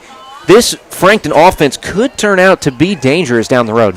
Yeah, I think they will. They've got a bright future with Stansbury at the helm, and same thing with Eastern Hancock, given their quarterback situation. He's athletic, he's tall, he's got great improvisational instincts, good decision-making ability. It's just maybe the deep ball that he needs to work on a little bit, but nonetheless, great controlled performances by both quarterbacks tonight. Once again, the final score, 36-15. Frankton falls in week 1. 0-1. They will start 1-0 for Eastern Hancock. You can catch us here for the Muncie region next Friday. We will be back live on the air. Our next contest will be at Delta. Norwell at Delta. That'll be a big one next week. 7 p.m. Same time, same place, same channel. With that being said, we're going to wrap things up here on IndianaHighSchoolSports.com. Once again, give us a follow on X or Twitter, whatever you want to call it, INDHS Sports, for all of your Indiana High School sports content, and our website, IndianaHighSchoolSports.com. Click both links, Indianapolis or Muncie region. Scan the QR code for live text updates. Thank you to all of our sponsors who make this broadcast possible, and to Frankton for being great host tonight. The hospitality was on point. They had food for us waiting. They had waters for us waiting. Doesn't get much better than that for hospitality. With that being said, I'm going to go ahead and close things out. For Luke DeLong, our producer tonight, for Vince Reimer, my sidekick, I'm Colin Eccles. Thank you for listening to IndianaHighSchoolSports.com.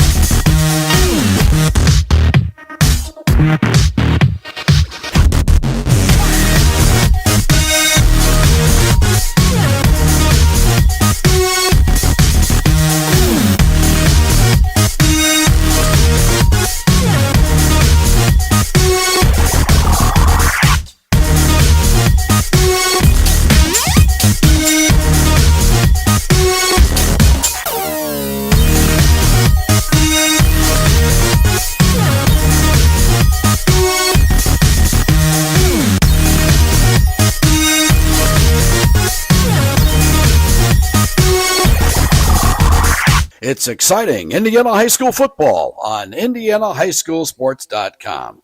Tonight's broadcast is driven by Greg Hubler Ford and brought to you by Werner Financial, by Universal Roofing, by The Mower Shop, Genesis Sports Performance, Peterman Heating and Cooling, and by Dreyer Reinbold Infinity.